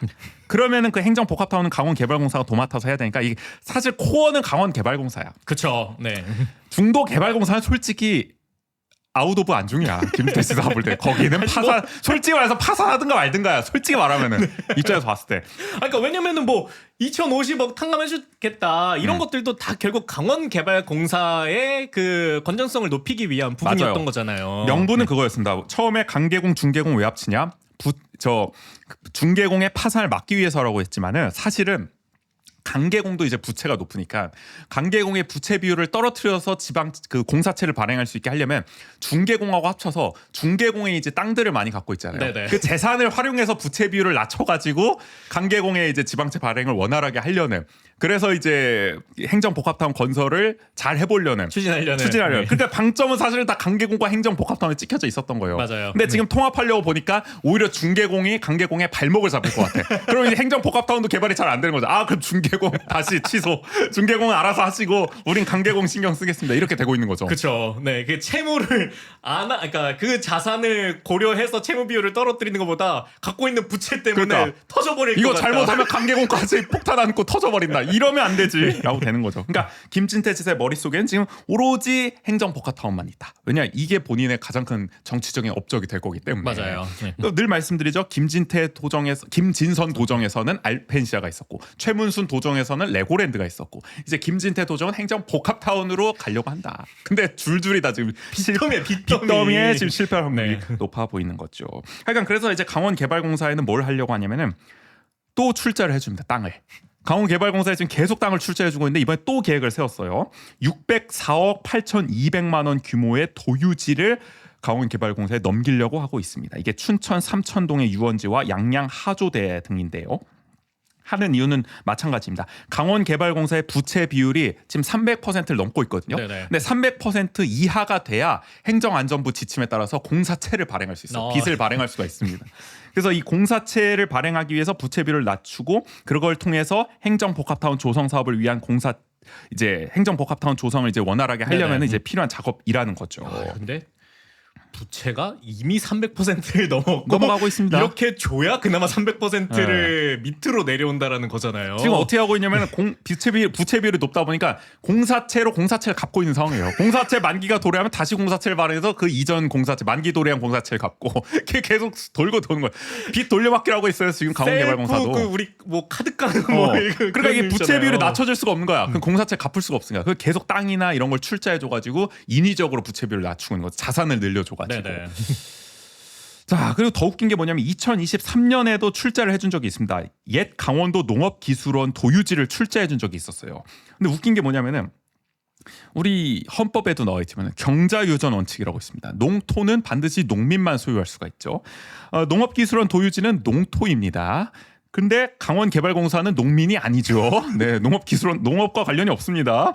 그래서 강원개발공사는 농지를 소유할 수 없는데도 불구하고 농업 도유지를 출자해 줬어요. 그래서 결국에는 공사 자산 편입에 실패를 했습니다. 자산이 될 수도 없는 땅을 출자해 준 거예요, 강원도가. 그러니까 제대로 알아보지도 않고 한 거죠. 이게 얼마나 지금 김진태 도정이 그냥 일희일비하면서 근시안 쪽으로 일을 처리하고 있느냐를 그러니까요. 보여주는 면모이기도 하잖아요, 이게. 네, 그래서 뭐 기껏 이걸 자산으로 이제 편입을 시키려면 농지를 대지로 바꿔야 되잖아요. 그러면 도시 관리 계획을 새로 이제 변경을 해야 되거든요. 근데 이 절차도 오래 걸리잖아요. 그렇죠. 그래서 지금 하지도 못하고 있대요. 관련 절차가 거의 이루어지지 않는 상황이라고 합니다. 그래서 부랴부랴 지금 부채 비율을 낮추고자 앞서 말씀드린 춘천 유원지 양양 하조대 출자 계획을 세운 거죠. 코미디 같은 일이 계속 벌어지고 있습니다. 아니 근데 이렇게 되면은 강원도에 갖고 있는 땅이 이제 남아 있나요? 그런 얘기도 나와요. 그냥 도유지는 다 출자해 주는 거 아니냐, 지금 강원개발공사를 위해서. 이거 언제까지 해줘야 되냐, 끝이 없는 거다. 그래서 이번에는 도유에도 가만 있지 않습니다. 기획행정위원회가 의결 보류를 결정했어요. 이 도유지 출자 계획에 대해서 부지 활용 계획이 제대로 세워지지 않은 상황에서 오직 부채 비율을 낮추기 위한 목적으로 현물 출자를 반복하고 있다. 무한 출자 구조다. 그쵸. 이거는 끝이 안 보인다라고 해서 이거 이제 더 이상 두고 보지 못한다. 그래서 보류 결정을 했다. 여야 모두 질타를 했어요. 국민의힘 도의원들조차도 이건 아니지 않냐. 도대체 이거 뭐 하고 있는 거냐. 이게 언제까지 땅을 다 줘야 되냐. 이런 얘기를 하고 있습니다. 그래도 선이라는 게 있군요. 선이라고. 이것까지 네. 거수기는 못한다. 그나마 이제 제동을 걸었고요. 원주만 해도 마찬가지죠. 지금 보면은 원주도 지금 옛 종축장 부지 반곡동에, 그리고 드림랜드 부지, 여기도 강원도가 강원개발공사로 넘겼잖아요. 맞아요. 결국에는 부채비를 이것도 낮추려고 넘긴 거거든요. 그래서 이 땅 뭐 하고 있냐는 거야 지금 강원개발공사가. 아무것도 안 하고 있잖아요. 드림랜드 부지 손 놓고 있자. 옛 종축장도 손 놓고 있자. 드림랜드 부지도 원주시가 우리 이거 지금 이거 하겠다 쓰겠다고 했는데 네. 그럼 사용료 내고 쓰십시오. 이래가지고 야 너무한 거 아니냐. 그러니까 돈이 없으니까 지금 어떻게든 장사해 맞아요. 먹으려고 하고 있는 거잖아요. 그러니까 그게 도유지였을 때와 어쨌든 강계공의 소유였을 때와 이런 협의에서도 계속 그렇죠. 이런 부분에서 어려움이 생기는 거잖아요. 그러면은 네. 강계공이 차라리 뭐 개발이라도 하든가 자기들이 계획서에서 그것도 안 하고 있다는 거죠. 여기도 바빠요. 할 사업이 많아요. 그러니까 신경을 못 쓴 거예요. 땅은 잔뜩 받아놨는데 그 땅을 개발할 지금 여력은 없는 거지. 그렇죠. 근데 그게 땅은 계속 느니까 어쨌든 뭔가 계획은 세워야 되고 근데 그렇죠. 요구는 있고 이런 게 계속 악순환이 반복되는 거잖아요. 그래서 네. 도의회도 그럼 개발 계획을 세워라. 세우면 우리가 출자해주겠다. 근데 개발 계획도 없는데 땅부터 지금 넘기겠다고 하면 이거 어떻게 승인해주냐. 그래서 사업성을 먼저 신경 써야 한다고 이야기를 했고요. 그런데 이렇게 도의회에서 질타가 쏟아지는 이 와중에 강원개발공사의 오승재 사장은 해외 연술 이유로 자리를 비웠습니다. 여야 질타를 안 들었어요. 직접 들어야 할 당사자. 그래서 의원들은 더 화가 났습니다. 야, 우리만 절박해? 우리만 이렇게 급해? 한시가 지금 촉박한 상황인데 해외 연수를 떠나? 미쳤어? 약간 이렇게 된 거죠. 제정신이니? 네, 그래서 그러니까 화를 더 돋구는 거네요. 돋은 거죠. 어떤 절박함이 안 보인다는 네. 거죠. 그러니까 하다못해 이제 나와서 이제 사장이 구체적인 계획은 없더라도 큰 틀에서 네. 이런 계획은 있습니다. 그러니까 무릎 꿇고 사정을 네. 해도 모자랄 판에 지금. 아니 뭐 하다못해 부채 비율을 낮춰야 되는 그 절박함이라도 그렇지. 호소를 해야 그것도 먹힐까 말던데. 그런 성이라도 보여야 되는데 아예 해외 연수 나서 보이지도 않는다. 이거 어떻게 합니까? 딱 서류만 띡 내고 그냥. 이거 어떻게 받아들이겠습니까? 그래서 강원도 정부는 일단은 정광열 경제부지사가 도의원들을 찾아가서 해당 내용을 설명하고 상의한다는 계획인데 과연 설득이 가능할지 모르겠습니다. 네. 일단 여야 가리지 않고 뿌리난 상황이다. 결국에는 핵심은 그겁니다, 여러분들. 이것만 기억하시면 됩니다. 행정 복합타운을 완성하고자 김진태 도정 상당히 무리수를 지금 많이 두고 있다. 중계공과 강계공 통합하려다가 철회했고 강계공에는 계속 지금 우리 도유지를 출자해주고 있다. 그리고 여러분들의 세금 수천억 원이 지금 날아갈지도 모르는 상황이 벌어지고 있다. 왔다 갔다 하고 있다. 게다가 이제 지방선거가 1년도 안 남은 상황이 되다 보니까 더더욱 마음이 조급해지는 모양새예요. 계속 승부수를 띄우려고 하는 그러니까 모양새인데. 어떻게 해서든 이 행정복합타운에 대한 뭐 시작점이라든지 그 출발점이라도 만들어내려고 이렇게 무리를 더 하고 있는 것 같아요. 맞아요. 근데 네. 뚜렷한 성과가 보이지 않다 보니까 더 마음이 급해져서 좀 졸속 행정들이 계속 반복되고 있는 것 같아요. 이런 점에서 역시 김진태, 원강수 영혼의 듀오가 아닌가 라는 생각 다시 한번 하게 되네요. 네, 이런 와중에 강원도와 춘천시는 부딪히는 일이 있었습니다. 네. 한창입니다 지금. 네. 캠프 페이지 사업을 두고 지금 갈등을 하고 있죠. 캠프 페이지가 뭐냐부터 이제 좀 차근차근 좀 설명해 들어가야 되는데 우리 원주에는 캠프롱이 있죠, 대장동에. 그렇죠. 원주에 캠프롱이 있다면 춘천에는 캠프 페이지가 있습니다. 한국 전쟁부터 주한미군이 주둔해 온 곳인데 2005년에 한국으로 반환이 됐어요. 이게 그 당시에 이제 뭐 캠프롱도 그렇고 이제 맞아요. 주한미군 기지들이 다 반환되는 절차들이 있었잖아요. 그 중 하나가 이제 캠프 페이지입니다.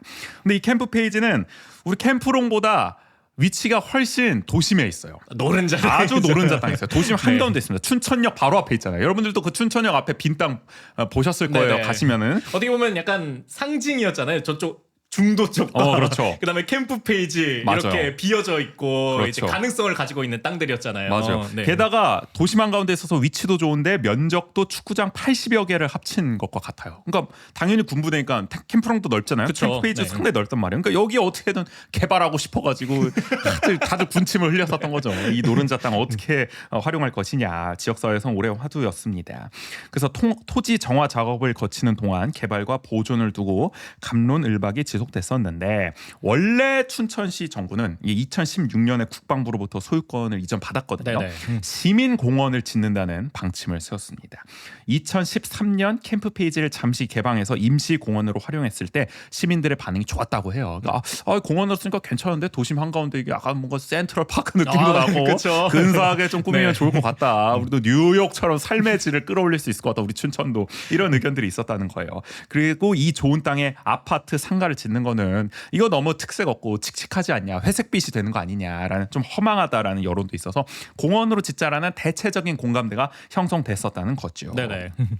그래서 2011년부터 오랫동안 시민 의견 수렴을 거칩니다. 3,500여 명에게 이제 의견을 직접적으로 들었다고 해요. 향후 활용 계획에 대해서. 그리고 연구 용역도 이제 20억 원짜리로 해가지고 이제 크게 오. 해냅니다. 그래가지고 2018년 민주당의 이재수 춘천시장이 이 자리에 시민 복합공원을 짓기로 최종 결정을 해요. 이렇게 오랫동안 여론 수렴도 하고 연구 용역도 해보니까 답이 하나밖에 없네요. 역시 시민공원을 지어야 할 것 같습니다. 그래서 개발보다는 시민 휴식과 여가에 방점을 찍었고 이게 굉장히 좋은 사례로 꼽혔어요. 어쨌든 행정이 주도해서 그냥 일방적으로 결정한 게 아니라 정말 장기간에 걸쳐서 시민 의견을 수렴해서 정말 시민들의 휴식 여가에 방점을 둔 이 노른자 땅을 개발에만 쓰는 것이 아니라 시민들을 위한 공간을 쓰는 거니까 사실 굉장히 좋은 사례, 그쵸. 해피한 사례죠. 대부분의 지자체가 이런 땅 생기면은 바로 그냥 그렇죠. 네, 개발을 하잖아요. 원주만 보더라도 다 그렇잖아요. 그리고 춘천은 좀 달랐다. 어쨌든 시민들에게 개방을 해서 이미 한번 써보게끔 하고 그리고 그 의견을 또 받아들이고 그리고 전문가의 의견도 수렴하고 연구 용역까지 해서 결정이 된 거잖아요. 그러니까 아주 어떻게 보면 바람직한 모범적인 사례. 공론의 과정까지도 거치면서. 네. 그래서 2023년에 원래 준공을 하려고 그랬어요. 네. 근데 이미 됐어야 되는군요. 아시다시피 근데 지금도 안 되고 지금도 빈 땅이죠. 네. 어쨌든 캠프 페이지를 공원으로 만드는 것은 충분히 공론화해서 합의된 결과였다. 춘천 사회에서는. 하지만 변수가 생깁니다. 항상 이제 미군 부대는 이게 문제인데 2020년 캠프 페이지 철거 과정에서 부실 정화 논란이 대대적으로 불거졌습니다. 그때 지역 언론에서 난리가 났어. 그쵸. 오염 정화 똑바로 했다. 이 주한미군 놈들 역시나. 이거 우리 캠프롱도 이제 항상 문제가 맞아요, 됐잖아요. 맞아요. 부실 정화 네. 논란이. 이 캠프 페이지도 마찬가지였습니다. 그래서 계획이 수년 동안 연기가 됩니다. 예정대로 못하게 돼요. 다시 정화 작업을 했어야 되기 때문에. 아니 근데 이거 보면은 도대체 미군은 이 땅에서 뭘 뭐라고 할 거야? 너 뭐했냐? 아니 미군 어쨌든 주둔을 했잖아요. 세월을 했잖아. 아시는 분 아시겠지만 예전에 그 캠프 페이지에 전략 핵 무기도 이제 배치했다가 나중에 알려져서 뭐 문제가 된 적도 있었잖아요. 맞아요. 그러니까 뭐 다 꽁꽁 숨겨놨었어 그동안. 이 비밀적 행정이 아주 밀실이었죠 그 당시에. 하여간 이제 재정화 작업이 한창 진행이 됐었는데 그래서 그러던 중에 이제 2021년 춘천을 지역구에 둔 더불어민주당 허영 국회의원이 갑자기 뜬금없는 제안을 합니다. 옛 캠프 페이지 부지에 도청 신청사를 건립하자고 갑자기 이야기해요. 맞아요. 갑자기 아무런 뭐 시민들의 요구도 없었는데 갑자기 도청 새로 지어야 되는데 캠프 페이지에 짓는 거 어떻겠습니까? 아주 도심 한가운데 있어서 위치도 좋은데 말이죠. 이런 얘기를 해요. 저도 이때 물론 그 전에도 캠프 페이지 얼핏 듣긴 했는데 이 이슈가 딱 터지면서 그때 좀 본격적으로 캠프 페이지의 이런 이제 제안들 그다음에 논란들 어떤 면에서는 알게 됐던 거죠. 그게 이제 불거지는구나라고 좀 알게 됐거든요. 그럴 수밖에 없는 게 사실 원주에서는 그냥 딴 나라 소식이지. 맞아요. 아니 뭐 네. 춘천 안에서 캠프 페이지에 공원을 짓든 뭐 아파트를 짓든 알게 뭐야. 근데 도청은 우리 강원도 전체잖아요. 우리 강원도 전체를 책임지는 도청을 캠프 페이지에 짓겠다. 춘천에 일단은 뭐 오피셜 두고 일단은 그렇죠. 우리 원주에 지을 수도 있는 건데 이거는 뭐 춘천은 기정사실화하고 그걸 게다가 캠프 페이지에 짓겠다. 그러니까 우리도 이제 캠프 페이지에 관심을 갖게 됐다는 거죠. 그 당시에. 뜬금없는 제안을 했는데 아니나 다를까 3개월 후에 최문순 당시 민주당 강원도지사가 도청사 신축 부지를 캠프 페이지 일대로 발표를 합니다. 허영의 제안을 받아서 최문순이 도장을 찍어버려. 그래가지고 이거 뭐냐, 야 너네끼리 뭐 짝짝꿍해서 이거 밀실합의 했냐, 막 이런 얘기가 나왔던 거죠. 왜냐면 아무런 지역사회 공론화 과정이 없었는데 맞아요. 갑자기 캠프 페이지에다가 도청을 찍겠다고 하니까 아니 어떻게 보면은 이게 10년에 걸친 공론화 과정이 있었던 거잖아요. 네. 근데 그거를 그냥 무시하고 자기들 마음대로 발표를 해버린 거잖아요. 그래서 그때 시민사회에서는 행정 폭거다라는 비판까지 나왔었어요. 이거 시민 의사를 다 진짜 무시한 거 아니냐 말씀하신 것처럼. 자, 결국에는 이렇게 공론화 과정 없이 도청 신청사가 어쨌든 캠프 페이지로 결정을 했던 거니까 그냥 윗선 맘대로 결정한 거잖아요. 지역구 국회의원과 이 도지사 맘대로 결정한 거니까 결국에는 이게 흔들릴 수밖에 없죠. 계획 자체가 안정적일 수가 없습니다. 결국에는 김진태 도지사가 집권하자마자 바꿔버리죠. 도청 부지를 캠프 페이지에서 고은리 일대로 뒤집어 버렸습니다. 너무 당연한 결과입니다. 최문순도 맘대로 정했으니까 김진태도 맘대로 정하는 겁니다. 그냥 이걸로 민주당에서 뭐라고 할 수 있겠습니까? 근데 어쩌면은 그러면은 캠프 페이지만 놓고 보면은 결국 도청사를 신청사를 만들겠다고 한 계획은 철회가 된 거잖아요. 그렇죠. 그러면은 긍정적인 소식이라고도 볼 수 있는 거 아닌가요? 근데 이게 애매한 게 뭐냐면은 확고하게 처음에 공언을 하겠다는 게 있었잖아요. 근데 갑자기 지역구 국회의원하고 도지사가 여기를 도청사로 개발하겠다고 하니까 개발 여론에 갑자기 고삐를 풀어준 게 된 거지. 그러니까 어느새 공원으로 하겠다는 것은 약간 옅어진 거야. 이게 굳건한 합의였는데 한번 이걸 개발적으로 방침을 바꿔서 풀어주다 보니까 슬슬 개발 야욕들이 고개를 들기 시작하는 거지. 도청이 취소했으면 도청 비스무리한 개발을 좀 해서 이 일대 살려보는 거 어떨까요, 시민 여러분? 약간 이게 고개를 드는 거지. 뭐라도 쓸 수 있게끔 그렇죠. 다른 방법으로. 그러니까 늘 말씀드리지만 한번 풀어주면은 요구는 끝이 없습니다. 그럼요. 부동산 업자들부터 해가지고 다 달려드는 거야. 그 이게. 빈틈을 그냥 파고 들어오죠. 그렇죠. 그래서 결국 2022년 육동한 민주당 시장이 이제 집권을 하죠. 시장이 바뀝니다. 네네. 같은 민주당 시정이긴 합니다만은 이재수에서 육동한으로 바뀌죠. 근데 육동한 시장은 조금은 이제 좀 개발 쪽으로 좀 이제 방점이 좀 치우쳐 있는 분 아니겠습니까? 그래서 육동한 시장이 집권하고 캠프 페이지 개발로 방향이 바뀝니다. 캠프 페이지 부지에 첨단 지식 산업과 아파트 2,200가구를 포함한 2조 원 규모의 주거 산업 상업 시설 조성 계획을 발표합니다. 그야말로 어마어마한 계획을 수립을 했어요. 춘천 일대를 거의 혁신할 수 있는. 땅이 크긴 크구나. 2조 원 규모면 대단하죠. 그래서 국비 지원을 받고요. 건축 규제 완화를 위해서 국토교통부 주관 도시재생 혁신지구 지정을 추진하기도 했어요. 그래서 후보지에는 처음 선정되기도 했습니다. 근데 결과적으로 작년 8월에 사업성이나 이런 걸 이유로 탈락을 했어요.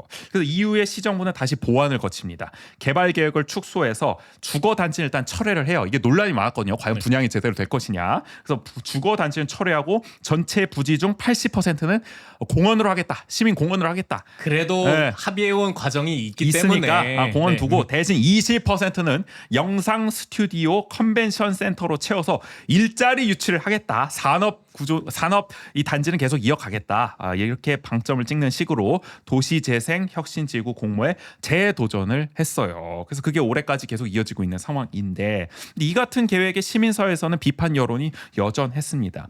일단은 시민 공론화 과정이 있었는데 그걸 무시한 거는 똑같은 거잖아요. 맞아요. 100% 시민 공론화하겠다고 했는데 결국에는 상업단지 짓겠다는 거는 그 여론 과정을 완전히 또 뒤집은 결과이니까. 그러면은 이렇게 뒤집는 과정에서 여론 수렴이 있었느냐? 80%는 공원하고 20%는 산업단지 하겠다는 이 여론 수렴이 있었냐? 그건 충분하지 않았다는 거죠. 그러니까 그래도 뭐 10년이 또 지났으니까 그리고 이전에 확정됐었던 계획보다도 뭐 한 5년 정도 지났으니까 시민들의 생각이 바뀔 수도 있긴 한 거잖아요. 그렇죠. 어쨌든 그러니까 그렇기 때문에 다시금 한번 확인해보는 과정이 필요했던 건데. 그렇죠. 왜냐하면은 그 공원으로 하는 것도 그만큼 오래 걸려서 결정했던 거니까 네네. 똑같은 그 틈을 들였어야 되는데 그런 과정은 없었다는 거고요. 그리고 공원 부지가 통으로 공원이 이렇게 돼 있는 게 아니에요. 이게 조감들 보시면 아시겠지만 공원이 쪼개져 있습니다. 80%가 공원 부지라고 하지만 조각조각 쪼개져서 나눠져 있어요. 그러니까 어떻게 보면 핵심은 이 산업 지구를 가운데 딱 하니 그렇죠. 이제 자리매김해놓고 그 나머지를 그냥 공원 하겠습니다. 빈 땅을 그냥 공원 하겠다는 겁니다. 네. 조각조각해서. 그러니까 이게 통합된 공원으로서의 우리가 정말 센트럴 파크 같은 그런 시민들이 기대하는 기능을 발휘하기는 힘들다. 게다가 이거 개발하려면은 앞으로 7년에서 10년 이상 걸리거든요. 그 사이에 또 이 땅 놀려 놓을 거냐. 그럼요. 지금까지 네. 10년, 20년 캠프 페이지 계속 놀려서 시민들이 안타까워하고 있는데 앞으로 10년을 더 빈 땅으로 놔둬야 한다니 이걸 어떻게 납득할 수 있겠냐. 나 죽고서야 캠프 페이지 활용할 거냐. 이런 얘기하시는 분들도 나올 법하다는 거죠. 그러니까 차라리 그럴 거면 당장이라도 비교적 빨리 할 수 있는 공원. 예전에 임시 개방도 했었으니까 맞아요. 공원으로. 네. 지금부터라도 그냥 당장 공원으로 쓰자라는 얘기가 나오는 거죠. 그러니까 공원은 어쨌든 토지 정화 작업만 마치면 그래도 바로 그렇지. 열 수는 있는 거잖아요. 네. 그리고 춘천에 지금 기업 혁신파크 필요해서 혁신파크 비롯해서 여러 가지 산업단지들 지금 조성해 놨잖아요. 그러니까 기존 산단도 많은데 굳이 도심 한가운데다가 또 산단을 만들어야 하는 이유는 무엇이냐. 그것도 의문이다라고 지적을 하고 있는 거고요. 그래도 육동환 시장이 이슈를 선점하기 위해서 욕심을 부린다는 시민사회의 비판이 지속되고 있어요. 근데 이런 가운데 뭐 시민사회가 비판을 하는 거야? 뭐 있을 수 있는 일이죠. 그렇죠. 당연히. 네. 그런데 강원도 정부까지도 반대 의사를 밝히고 나와서 이게 지금 이례적이라는 겁니다. 도시재생혁신지구 실사를 앞두고 국토교통부에 강원도 정부가 이 사업을 평가 대상에서 제외해달라고 요청을 했어요. 이거 못하게 해주십시오. 아니 다른 지역도 아니고 우리 강원도에 있는 춘천시가 하겠다는 사업인데 강원도가 못하게 해달라고 지금 반대하고 있는 상황이 됐다는 거예요. 이런 사례를 내가 본 적이 없는데 너무 이례적이라서 놀라운 일이죠. 기초자치단체 사업에 대놓고 반대 의사를 밝힌 정말 전무후무한 상황이 펼쳐지고 있는데요. 이런 논리입니다. 캠프 페이지 부지를 모두 공원으로 조성한 게 당초 계획이었다. 그러니까 100% 공원하는 게 원래 니들 계획 아니었냐. 근데 이걸 갑자기 80%만 하고 20% 산단하겠다니 이거 안 된다라고 하는 거고요. 또 앞선 시민 공청회와 춘천시 의회 의견 청취 과정에서도 공감대를 충분히 이끌어내지 못했다라고 이제 지적했는데 참고로 춘천시의회는 국민의힘이 다수당입니다. 그래서 이 춘천시의회 의견 청취 과정이 얼마나 공정했느냐에 대해서는 많은 의문 부호가 지역사회에선 뒤따르고 있다는 점을 참고하셔야 될 것 같고요. 시민 공청회 과정도 이제 뭐 비슷했다라는 맞아요. 점. 네. 시민 공청회는 그럴 수밖에 없는 게 당연히 이제 공론화 과정을 허물어뜨리는 거였으니까 그럼요. 시민들도 네. 반발할 수밖에 없었던 그러니까 거죠. 격렬히 여기서 경론이 오갈 그렇죠. 수밖에 없잖아요. 네, 네. 그래서 공감대가 이제 충분히 나오지 않았다. 뭐 그럴 수 있습니다. 네. 이거 뭐 설득력 있는 논거예요. 그리고 강원도가 상위 계획을 변경해야 하는데 사전 협의 없이 무리하게 사업을 추진하고 있다. 야, 그러니까 우리가 이거 계획 변경해 줘야 되는데 우리한테는 뭐 이런 뭐 말도 없고 아무 말도 없고 그냥 띡 내면은 뭐 우리는 무조건 따라줘야 되냐? 우리도 상급 단체야. 우리하고도 협의를 했어야지 왜 안 했어? 약간 이런 불만을 이제 표시를 한 거죠. 근데 이렇게만 보면은 뭐 강원도가 뭐 합리적인 반대를 하는 거 아닌가? 그래요. 그냥 우리도 앞서 지적을 다 했으니까 이런 시민사회 불만도 있고. 물론 항상 뭐 그렇지는 않겠지만 제 입장에서는 웬일로 이렇게 바른 소리만 하고 있는 걸까? 김진태 도정이 개발 계획을 반대. 그러니까요. 딴 데서는 그렇게 개발을 공들이면서 이거 웬일이지? 왜 이렇게 의외지? 왜 이렇게 마치 뭐 그 김진태 도지사가 후보 시절에 중도 개발을 하는 걸 반대를 하면서 시민사회의 뜻을 거슬러서는 안 된다. 그렇지. 거기 문화유산을 보존해야 된다. 네. 레고랜드 안 된다. 약간 이렇게 한 느낌이잖아요. 맞아요. 근데 여기서 그러지 않았던 김진태 지사 네. 갑자기 왜 이 계획은 반대를 하냐. 따져봤을 때 사실 강원도 정부는 이런 이야기를 할 입장이 아닙니다. 시민사회는 당연히 이런 말을 할 수 있는데 강원도 정부는 최소한 이런 말을 할 수가 없다. 왜냐? 김진태 도지사는 취임 직후 도청 신청사 부지를 캠프 페이지에서 고은리로 바꾸는 발표를 했잖아요. 그 이후에 육동환 시장과 함께 캠프 페이지 부지에 첨단 지식 산업 공간을 조성하겠다고 밝힌 바 있어요. 이미 여기를 개발하겠다고 함께 손을 잡고 외친 바 있다는 겁니다. 취임 직후에. 몰랐던 사실이 아니잖아요. 너무 다 알고 있었던 거예요. 이게 그러니까 그 당시에 추론이 나왔던 거죠. 도청사 부지를 캠프 페이지에서 고은리로 바꿨으니까 뭔가 보상 카드가 필요하잖아요. 그러니까 캠프 페이지 개발을 강원도도 지지하겠다 이렇게 의사 표명을 한 게 아니냐. 어느 정도. 그 당시에도 이제 해석이 나왔단 말이에요. 그런데 이제 와서 시민공원으로 결정됐던 거니까 뒤집을 수 없다 이렇게 도정부가 주장하는 거는 자신들의 행보조차도 부정하는 그 자체로 모순적인 행정을 펼치고 있는 거죠. 발표했던 걸 새까맣게 까먹었을까요? 그럴 리가 없는데 다 기억하고 있는데 그러니까 최소한 도정부가 이런 얘기를 하는 거는 웃긴 일이다. 말도 안 된다. 아니 그리고 어쨌든 춘천이 이번에 최초로 이 도시재생 혁신지구에 도전을 하는 게 아니잖아요. 그렇죠. 물론 작년에 할 때도 그렇게 도정부가 잘 지원해주지 않았던 모양이에요, 사실은. 근데 그때도 그랬는데 올해는 아예 반대 의사까지 표명을 제외를 하니까. 해달라고 요청 강하게 하고 있는 것이다 보니까. 그러니까 이게 참 의아하다라는 생각이 들 수밖에 없고 더구나 만약 의견이 다르면은 좀 협의를 해나가면 되는 거잖아요. 춘천시 정부가 만나가지고 그쵸. 이렇게 좀 조정을 해봅시다. 그러면 이렇게 해야 될 텐데 설득 협의라기보다는 좀 강대강으로 대립 비판 여론전에 나서는 모양새거든요. 그러니까 더더욱 이렇게까지 싸울 필요가 있나 이거 가지고 그런 생각이 드는 거죠. 그래서 춘천시 정부도 반발하고 있습니다. 이미 강원도 정부 의견에 따라서 주택계획을 철회했다. 그리고 개발 부지 면적도 축소했다. 니들 말대로 다 수정했는데 이제 와서 뭐 아예 하지 말아라 이렇게 말이 되느냐. 그리고 국토교통부에 물어보니까 사전 협의도 반드시 필요한 행정 절차는 아니다. 나중에 해도 된다라고 선정되고 나서 그렇게 들었다. 근데 왜 이걸 갑자기 문제 삼아가지고 아예 그냥 깽판을 치고 있냐. 이거 아니지 않냐라고 주장하고 있는 거고요. 육동환 시장은 이렇게 얘기합니다. 어떤 논리나 시의 노력도 철저하게 무시되고 왜곡되고 배제된 상태에서 일방적으로 이뤄진 일이다. 다시는 절대 이런 일이 없기를 바란다라고 밝혔습니다. 대놓고 이제 불쾌감을 표명한 거죠. 더불어민주당 강원도당은 의견 제출을 넘어 기초자치단체의 사업을 방해하는 행위이자 월권 행위다라고 질타를 했어요. 허영 민주당 춘천 국회의원도 김진태 도지사는 행정 권력을 앞세워 정치적 유불리만 따지지 말고 춘천을 위한 판단을 해야 한다고 거들었습니다. 민주당은 아주 잔뜩 화가 난 상황이죠. 뭐 하자는 거냐 도대체 김진태.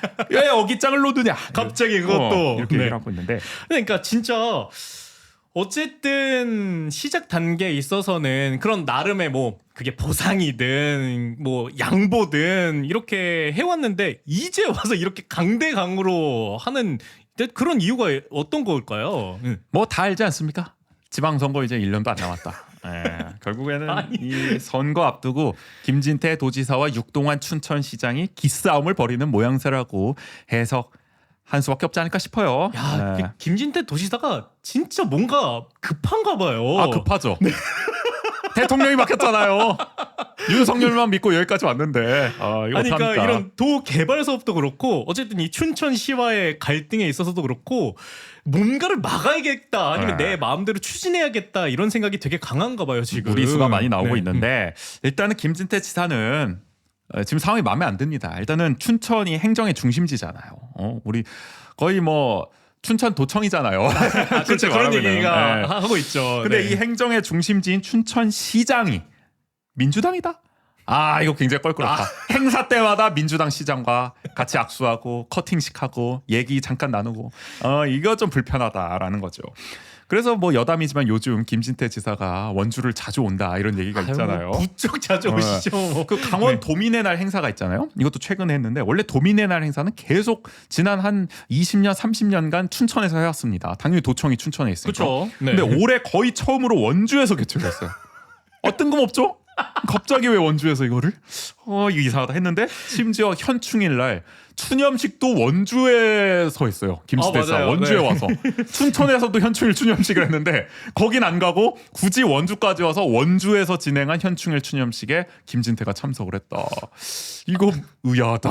아니 사실상 춘천이 더 격전지 아니었나요? 아니 뭐 그걸 굳이 따질 수는 없지만 뭐 원주도 격전지였으니까 따질 수는 없지만 아니 가까운 곳에서 현충일 추념식 하는데 굳이 원주까지 와야 할 이유가 뭐냐. 이게 아니 그리고 그러니까 보통 도에 행사 있으면 춘천에서 많이 그렇죠. 하잖아요. 아니 물론 우리 원주 입장에서 뭐 마다할 일은 아닌데 굳이 지사님의 원주까지 가까운 곳 놔두시고 약간 이런 느낌 드는 거고 심지어 그날 에브리싱 페스티벌까지 참석하셨죠. 연세대 미래 캠퍼스에서 했던 뭐 듣기로는 제가 가지는 못해가지고 이번에 뭐 뭡니까 여행을 떠나요 조용필에 그걸 같이 네. 떼창을 했다고 하시던데 지사님께서 여러 얘기도 들리고 즐기고 가셨습니다. 약간 이 문화 공연까지 지난주에 엿새 동안 4번이나 원주를 찾아서 이렇게까지 자주 지난주에는 거의 뭐 관용차를 네. 이렇게까지 운행을 많이 하시나 싶은 생각이 들기도 이럴 했는데 거면 뭐 제3 청사를 그냥 원주에 두시는 그러니까 것도 가끔씩 오셔서 네. 직무도 보시고 그게 낫지 않을까요? 이 때문에 춘천에서는 심지어 춘천 패싱 나아가 춘천 홀대론 이야기까지 나온다고 합니다. 뭐 다 홀대야. 원주도 홀대론 나오고 춘천도 홀대론 나오고 뭐 빅3가 다 홀대론이라고 하니까 이거 그럼 누가 지금 우대를 받고 있는 겁니까 이거? 아무도 우대 받지 못하고 우대 받는 있네. 지역은 없고 다 서로가 자기가 다 홀대 받고 있다고 하니 황당합니다. 하여간 그렇다고 해요. 이런 것만 보더라도 뭔가 민주당 소속의 육동환 시장과는 같이 하기 싫은 거 아니냐 그런 티를 내고 있는 거 아니냐라는 생각이 드는 거죠. 그러니까 아무튼 김진태 지사 입장에서는 차기 춘천시장이 국민의힘에서 나오길 바라고 있지 않겠습니까? 그래서 견제 차원에서 이 육동안 표 사업에 좀 어깃장을 놓는 거 아니냐. 곱게 보이지가 않으니까 그런 해석이 하나 가능하겠죠. 그러니까 이게 어쨌든 뭐 도 차원에서 추진되고 있는 사업의 대상지가 춘천이더라도 그럼 춘천 시민 입장에서는 여러 가지로 호재인 건데 그 당시 시정의 이제 정당이 민주당이라면 그걸 굳이 내가 해야 되냐라고 생각하는 거겠네요. 어떤 면에서는. 그리고 이게 재밌는 게 뭐냐면 이게 지금 내일 우리가 소개할 텐데 그 춘천시장 차기 춘천시장 국민의힘 유력 후보로 거론된 게 김진호 춘천시의회 의장이에요. 근데 이 사람이 지금 앞장서서 캠프페이지 시민공헌을 해야 한다. 막 이러면서 춘천 그 시의회에서의 공청회도 막 이제 주도하고 이런 분 아니겠습니까? 김진태 지사도 약간 이제 그쪽으로 이분이 약간 좀 밀어주고 싶을 거 아니에요. 어쨌든 그러면은 더더욱 도 입장에서도 이 김진호 의장에게 힘을 실어주기 위해서는 원하는 대로 시민 공헌을 해야 하지 않겠어? 육동환 너 철회해 이렇게 해서 육동환이 철회할 경우에는 이제 김진호 의장이 어떻게 보면은 권위가 올라가는 거잖아요. 네, 그런 그림을 지금 그리게 하려는 거 아니냐? 또는 철회를 안 하더라도 김진호 의장이 정치적 반대파로서 입지를 굳건히 할 수 있도록 계속해서 이제 도가 좀 힘을 실어주는 모양새를 만들려는 거죠. 명분을 만들어주기도 하고 그렇게 가려는 거 아니냐라는 좀. 게다가 육동환 시장은 또 잠재적인 도지사 후보군이기도 해요. 김진태 지사의 직접적인 경쟁자이기도 한다는 겁니다. 만약에 이게 도시재생 공모사업의 캠프페이지가 선정돼가지고 육동환이 제가 이거 해가지고 말이죠. 해냈습니다. 그 지긋지긋한 캠프페이지 개발 문제 제가 정지부 찍었습니다라고 했을 경우에 바로 도지사 반열에 도권 반열에 올라서는 거 아닙니까? 그쵸. 지사 반열에. 네. 그럴 경우에 김진태도 쫄릴 거 아닙니까? 그러니까 미리 좀 싹을 좀 눌러 놓으려고 또 이렇게 하고 있는 거 아니냐. 두 마리 토끼를 그렇죠. 잡네. 춘천에서 아주 춘천 정가에서 이런 치열한 경쟁이 지금 펼쳐지고 있다. 물밑에서 이런 기싸움을 저는 좀 읽을 수가 있다. 이게 확실히 춘천은 또 그 도청과 또 시가 함께하고 있는 그러니까요. 어떤 면에서는 동거정부 같은 느낌이 있다 보니까 그렇죠. 지금 당이 다르니까. 네, 이런 기싸움도 있겠네요, 확실히. 그러니까 이게 당이 같을 때는 문제가 없었는데 지금 당이 계속 다르니까 계속 이런 계속 도지사가 원주를 오지를 않나. 뭐 다음에는 영동으로 가겠다 이러고 있고 희한합니다. 어쨌든 앞으로 절차가 많아요. 또 갈등의 소지가 많습니다. 아직도 갈등이 현재 진행형인데 설령 이제 공모에 선정이 되더라도 공모는 예정대로 진행이 되고 있습니다. 국토부가 실사도 나왔고, 그러니까 도는 하나의 의견을 낸 거예요. 뭐 도가 강제적으로 이거를 막 못하게 할 수는 없습니다. 아직까지는. 근데 만약에 공모에 선정이 됐을 경우에는 캠프페이지 부지 용도를 일부는 공원구역에서 상업지역으로 변경을 해야 되거든요. 근데 이 권한은 강원도 도시계획위원회에 있습니다. 이 심의를 거쳐야 돼요. 이때 강원도에서 뺀지 놓을 수 있다. 만약에 잘못하면. 그래서 공모에 선정되더라도 진통은 계속될 수 있다는 겁니다. 그럼 이때야말로 진짜 갈등이 극에 달하는 그 모양새가 되겠네요. 춘천시 발전을 강원도가 막는다. 이런 프레임으로 육동환은 이제 몰아붙일 거고, 김진태는 또 춘천시장이 무리수를 두고 있다. 육동환이 무리수를 두고 있다. 뭐 이런 식으로 얘기를 할 수 있겠죠. 근데 어쨌든 이 국토부 심의 과정에서도 도가 이러한 의견을 냈다면 그게 뭐 결정적인 역할을 하진 않더라도 마냥 좋게 볼 수만은 없잖아요. 그러니까 우리가 보면은 그럴 수도 있고 상급단체 의견이 또 중요하니까. 강원도가 만약에 대놓고 이렇게 우리는 그럼 뭐 행정적이나 재정적 지원 같은 거 잘 못 해줄 것 같은데요. 우리가 반대하는 거 이렇게 하면은 약간 이런 느낌이면은 점수에선 좀 안 좋게 나올 수도 있겠습니다만은 그러나 우리가 지난주에도 살펴봤지만 이재명 대통령 춘천 공약에 캠프 페이지 도시재생 혁신지구 공모사업 선정할 수 있도록 하겠다라는 게 들어가 있었잖아요. 그러네요. 대통령이 푸시하겠다고 했는데 강원도가 반대한다고 해서 과연 이게 안 될 것이냐. 게다가 국토부도 이재명 정부의 이제 국토부가 됐는데 강원도의 의견 정도야 뭐 참고 사항 정도로 받아들이지 않겠냐. 오히려 더 그러지 않겠냐라는 생각을 또 육도화 시장은 또 그걸 기대하고 있는 것 같기도 하고 육도화 시장이 그래서 우원시 국회의장까지 찾아가가지고 잘 좀 지원해 주십시오 이런 얘기도 하고 왔더라고요. 그러니까 오히려 그런 쪽하고 좀 중앙 쪽하고 좀 풀어보려고 하는 것 같아요. 봤을 때는. 근데 어쨌든 이렇게 윗선에서 싸움이 길어질수록 시민들만 지금 고통받고 있습니다. 이 춘천 캠프 페이지 가지고 지금 20년 넘게 싸우고 있는데 우리도 캠프론 가지고 말도 많고 탈도 많았잖아요. 맞아요. 여기는 더 날리는 거예요 지금. 그러니까 언제쯤 이렇게 갈등 속에서 언제쯤 캠프 페이지가 시민 품으로 돌아올 것이냐, 진정한 정말 시민을 위한 공간이 될 것이냐를 두고 계속 좀 시민들만 좀 불만이 쌓일 수밖에 없지 않나라는 생각이 듭니다. 근데 항상 이런 걸 보면은 아까 뭐 공론화 과정도 되게 길었잖아요. 시민의 의견을 모으는 과정이. 그렇죠. 네, 근데 그 결정이 너무나 손쉽게 바뀐다라는 생각이 항상 들어요. 허무해. 아카데미도 마찬가지고 맞아. 이 노력을 통해서 어쨌든 시민의 의견들을 이렇게 열심히 모았는데 그게 이제 위에 어떤 지도자가 바뀌면은 자기 맘대로 그냥 한번 결정하면은 그게 또 시민의 뜻이라고 우기죠. 네.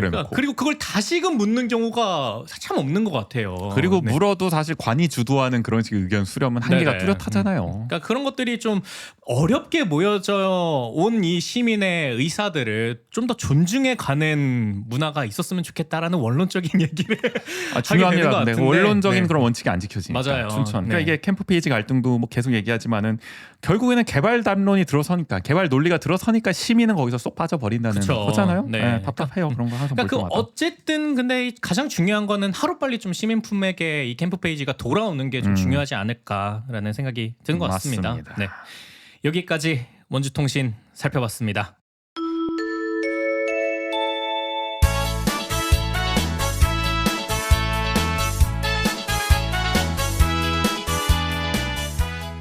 세상을 바꾸는 조례를 찾아서 전국 조례 자랑.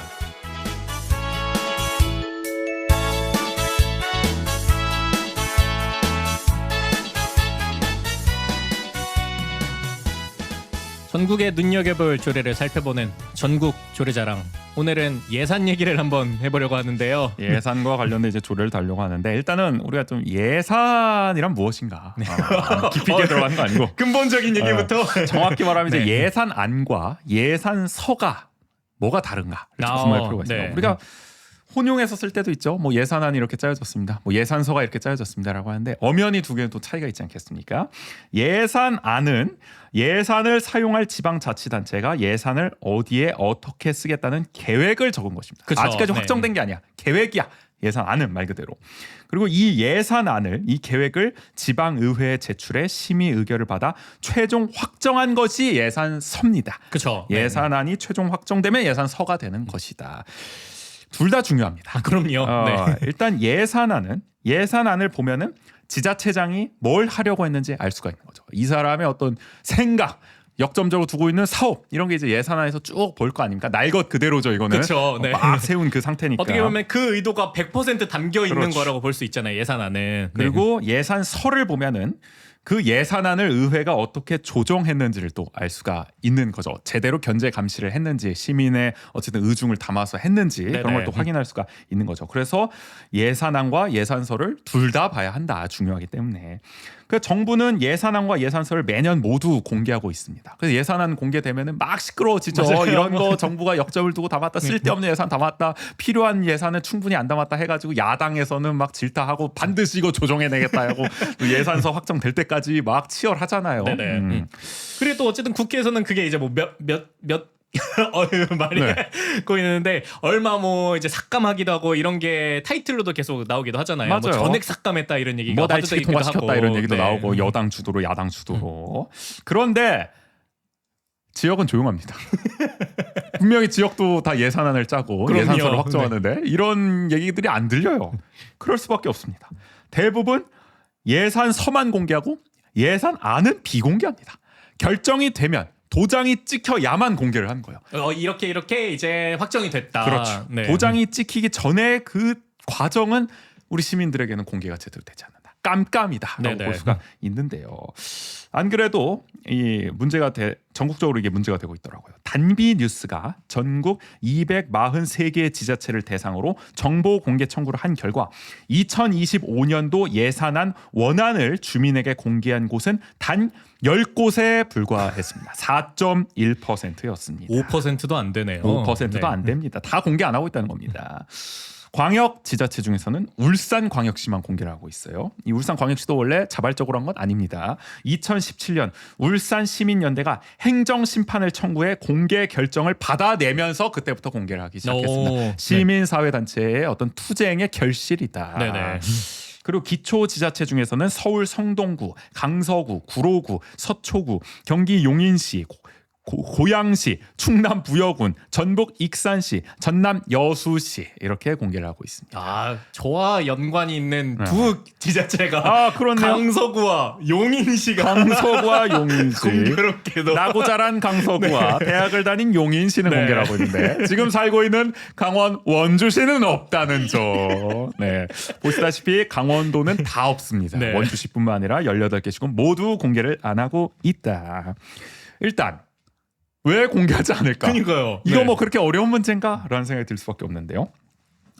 공개하지 않는 가장 큰 이유는 법적 의무가 없습니다. 아, 공개하지 않아도 되네. 정부 예산안은 법적으로 공개하지만 지자체 예산안은 공개 안 해도 됩니다. 페널티가 없습니다. 공무원들은 페널티가 없으면 움직이지 않죠. 그럼요. 반드시 강제 조항이 있어야만 움직이는데요. 법적 의무가 없으니까 예산안도 공개하지 않는 것입니다. 이건 광역도 마찬가지인 광역도 거죠? 네. 마찬가지입니다. 지방자치법, 지방재정법 모두 공개 강제하지 않고 있습니다. 그리고 이런 이유도 들어요.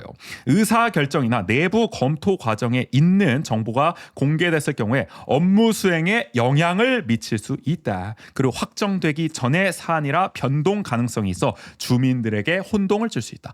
처음에 예산안에 이 예산이 잡혀 있어서 드디어 이 예산이 편성됐군 했는데 나중에 예산서를 보니까 다 깎여서 없어졌어. 야 이거 뭐냐 이거 왜 없앴냐. 이게 혼동을 줄 수가 있다라는 점이죠. 자 그래서 예전에 그 원주 KBS 원주에서 한번 취재를 했어요. 강원도는 왜 다 공개를 안 할까라고 하면서 네네. 원주시의 입장을 물은 적이 있습니다. 권성혁 원주시 당시 예산팀장이 이렇게 얘기를 합니다. 이익 집단의 개입 등 공정한 심사에 우려되는 문제가 있다. 그래서 대부분의 지자체가 이런 문제로 비공개하는 거다. 그러니까 예산안이 공개되면은 이익 집단들, 막 이런 단체들이 개입해가지고 야 이 예산 올려달라느니, 저거 빼달라느니 막 이렇게 왈가왈부할 테니까 그러면은 정말 이거 정신 없어지고 괜히 공정성도 떨어진다. 특정 이익 단체를 위한 예산만이 편성될 가능성이 있다. 그래서 아예 깔끔하게 공정한 심사를 위해서 비공개를 하는 것입니다.라고 이제 원주시 정부는 주장을 하고 있는 거죠. 근데 이게 공적 영역에서 보면은 참 이런 문제를 방지하는데 사활을 걸고 있구나라는 생각이 그렇죠. 들어요. 항상. 그리고 그 문제를 방지하는 가장 좋은 네. 방법은 애초에 그냥 아무것도 공개하지 않는 것이다. 싹을 잘라버린다. 시끄러울 일을 만들지 않겠다. 맞아요. 우리는 이렇게 하는 거고 시끄러워지는 것을 전제로 하고 그 시끄러워진 상황을 어떻게 중재할 것이냐라는 노력을 하는 것이 아니라 애초에 시끄럽지 않기 위해서 그냥 틀어막는 데만 지금 방점을 두고 있는 거죠. 그리고 그러니까 시끄러워지는 것 자체를 문제라고 그렇죠. 인식을 하고 있잖아요. 그런 네. 건강한 갈등조차도 받아들이려고 하지 않는 모습을 보이고 있는 거고요. 한마디로 웃긴 논리입니다. 앞서 말씀드린 내용들은. 그렇게 따지면은 저는 그렇게 생각해요. 우리 조례안 같은 거 만들 때도 입법 예고를 다 하잖아요. 맞아요. 그거는 왜 입법 예고합니까? 조례안도 의사 결정 과정에 있는 거고 내부 검토 과정에 있는 거고 확정 전의 사안이에요. 어디까지나. 그 입법 예고에서 나온 의견을 바탕으로 조례안이 수정될 수도 있는 거거든요. 그쵸. 네. 얼마든지 변동 가능성이 있는 거고 혼동을 줄 수 있고 이익 집단도 그 조례안을 만드는 과정에 개입할 수가 있는 건데 근데 같은 문제를 내재하고 있는 조례안은 공개를 하는데 예산안만 공개할 수 없다. 이것부터가 일단 이해가 안 되는 거고요. 그쵸. 그리고 앞서 전국의 10곳은 어쨌든 공개를 하고 있잖아요. 예산안을. 그럼 여기는 혼란이 없겠습니까? 여기도 다 의사결정 내부 검토 확정적 사안이라서 뭐 변동 가능성이니 뭐 혼동이니 이런 부분들을 다 내재하고 있음에도 불구하고 공개하고 있고 아무 문제 없이 다 행정하고 있잖아요. 맞아요. 우리도. 공개한 네. 곳들도 다 선례가 있는데도 불구하고 우리는 못하겠다라고 하는 거는 그냥 시민들이 예산안을 보고 감시 견제하는 게 싫다는 거를 돌려 말하는 셈이 아니겠느냐. 저는 그렇게 생각을 합니다. 그렇죠. 그리고 그게 있어서 아까 의견을 내는 것 자체가 저희도 얘기했지만 그걸 문제라고 생각하고 뭔가 갈등을 유발하고 듣기 싫은 것이라고 그렇죠. 판단하고 있는 그 견해를 보여주는 거잖아요. 아니 정치와 행정이라는 거는 어쩔 수 없이 갈등과 대립을 다 내재하고 있는 거고 그걸 얼마나 민주적인 절차에 따라서 잘 조율하고 조정해 나가느냐가 중요한 거잖아요. 맞아요. 네. 아 그리고 평소에 원주시 정부가 그걸 뭐 잘해왔으면 몰라. 아카데미 극장 비롯해가지고 온갖 사안에서 갈등은 다 유발해놓고서는 이 예산안은 무슨 갈등 우려 유발될까봐 못하겠다. 저 이익집단 공정한 심사 개입할까봐 못하겠다 이런 식으로 얘기하고 있는 게 굉장히 웃긴 거죠. 그러니까 얼마나 공정한 행정을 해왔다고 이런 얘기를 합니까? 우리 사회가 얼마나 이 의견 수렴의 기회 자체를 막고 있느냐를 이런 데서도 발견할 수 있는 그렇죠. 거잖아요. 그리고 네. 무엇보다 예산안도 일종의 법령이에요. 반드시 이제 준수를 해야 되는 거잖아요. 맞아요. 그러니까 네. 이것도 당연히 입법 예고를 해야 되는 거죠. 저는 조례 하나보다 이 예산안이 훨씬 중요하다고 생각을 하거든요. 그렇죠. 근데 조례는 입법 예고하는데 예산안 더 중요한 예산안은 입법 예고 못한다? 그것도 갈등이나 이런 혼란이 일어날까봐 누가 개입할까봐 그런 이유로 주민들은 알지도 못한 채 공무원 시의원끼리만 조정한다고 하는 게 오히려 저는 그렇게 생각합니다. 불필요하거나 충분하지 못한 예산이 확정됨으로써 더 큰 혼란, 갈등, 폐해가 발생하지 않겠느냐라는 그러니까 오히려 예산이 조정 가능할 때 적극적으로 시민들이 의견을 내서 이런 예산을 깎았으면 좋겠다. 이런 예산 늘렸으면 좋겠다. 이렇게 의견을 내는 게 나중에 예산서가 확정됐을 때 더 혼란이나 갈등이 줄어드는 거 아니겠습니까? 저도 거기에 동의를 하는 게 어쨌든 지금의 체계 안에서는 공무원과 시의원끼리만 조정을 하는 거잖아요. 시의원만 의견을 내고. 그렇죠. 네. 근데 이게 왜 문제냐면은 저희 전에도 전해드렸지만 만두축제 예산 같은 경우에 시의회 심의 과정에서 상임위에서 전액 삭감이 됐었잖아요. 처음에 그랬는데. 네. 그 이후에 얘기를 해서 부활을 했잖아요. 맞아요. 근데 그 과정에서 마치 그러니까 외부의 압력이 뭔가 들어가고 그 시의원들에게 상당한 뭔가 외부 압력이 들어갔다는 네네. 기사가 나왔었잖아요. 그래서 실제로 박정화 국회의원이었나요? 이 예산이 부활되는 과정이 매끄럽지 못했던 거 아니냐. 맞아요. 그렇게 네. 시의원을 압박하는 모양새로 가는 건 좋지가 않다라고 했었는데. 네. 그러니까 그런 게 결국 그럼 이 예산안이 만약에 공개가 된다면은 그러니까 그 과정에서 충분히 논의할 수 있는 기회가 있을 수 있는 거잖아요. 시민들이 만들어질 수 다 있는 같이 거잖아요. 보면서 그러니까 네. 말씀 주신 게 좋은 게 예를 들어서 시의원하고 공무원만 알면은 사실 이익단체들이 그걸 모르겠습니까? 다 아는 시의원 있고 다 아는 공무원 통해서 이익단체들은 예산을 다 받아보죠. 맞아요. 공개가 안 되더라도. 네. 그러면 결국 아는 사람만 알게 되는 겁니다. 이 예산을 더 공개를 안 할수록 다 같이 공개해야 일반 시민들까지도 다 알게 되는 건데 지금처럼 이렇게 비공개한 상태에서 하게 되면 결국엔 특정 이익 집단들만 이 예산을 알게 될 가능성이 큰 거예요. 그래서 그 공무원들이 우려하는 일이 더 강하게 발현이 되는 오히려 거예요. 이렇게 네. 밀실로 꽁꽁 예산을 감춰둘수록 이익 집단의 영향력은 커질 수밖에 없을 네. 것이다. 왜냐하면 거기만 알고 있으니까. 그리고 거기는 아는 시의원이 있으니까 그렇게 그렇죠. 압박이라도 할 수 들어가지. 있지. 근데 우리 시민들이 다 알아야 투명하게 오히려 더 예산 심의가 이어지지 않겠습니까? 그래야 더 폭넓은 의견 수렴이 가능한 건데. 그렇죠. 그러니까 그렇게 압박해서 부활을 시키는데 만약에 이게 공개돼 있으면은 그 예산이 꼭 부활되지 않을 수도 있는 거잖아요. 그렇죠. 다양한 의견 수렴이 됐을 때는. 맞아요. 네. 그러니까 이게 이 원주시 예산팀장 권성혁 예산팀장의 말은 그대로 돌려줄 수 있는 겁니다. 이익 집단의 개입 등 공정한 심사에 우려되는 문제가 있기 때문에 오히려 공개를 해야 된다. 예산을. 맞아요. 네. 바로 이걸 뒤집어야 되는 겁니다. 이 논리로 비공개를 한다는 게 나는 이게 형용 모순이지 이게 뭔 말이야 지금. 이게 어이가 없는 거고요. 그런 점에서 예산안 공개는 반드시 필요하다. 네. 최소한 시의회 예산안 제출할 거 아니에요. 그때 홈페이지에도 같이 올려서 다 같이 볼 수 있게 해야 된다. 시의원들도 힘들어. 예산안 심사 혼자 하려면 시민들이 다 같이 봐서 의견 수렴할 수 있는 창구를 만들어야 한다. 그래서 공무원들 움직일 수 있게 하려면 어떻게 해야 되냐? 법적 의무를 만들어야 한다. 강제 조항을 넣어야 한다. 그럼요. 그래서 오늘 소개하는 조례. 여기까지 빌드업 힘들었다. 빌드업이 전국 있었습니다. 조례자랑 오늘 소개할 조례 바로 고양시 예산 공개 조례입니다.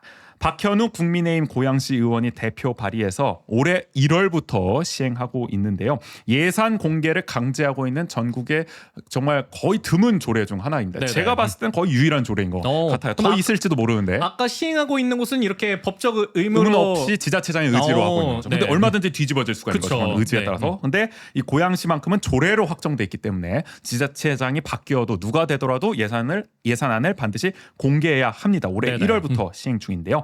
규정은 이렇게 돼 있어요. 시장은 예산안이 의회에 제출된 후 7일 이내에 시 홈페이지에 공개해야 한다. 여기는 즉시는 아니고 또 7일 동안은 또 여유를 두도록 했어요. 근데 굳이 여유를 왜 두는 거야? 그러니까요. 어차피 시의원한테 주는 김에 같이 홈페이지에 올리면 되지. 굳이 뭐 또 7일 이내. 아니, 그러니까 어쨌든 뭐 대우를 해주는 건가? 그러니까. 우리 선공개, 얼리버드 이런 것처럼. 아니 어차피 수정할 것도 아니잖아요. 시의원한테 주고 나서 잠깐 수정하고 시 홈페이지에 공개할 거 아니잖아요. 어차피 똑같은 거 올릴 텐데. 그러니까요. 이건 아쉽습니다. 네. 기왕 만들 거면 바로 공개하는 게 좋지 않았을까.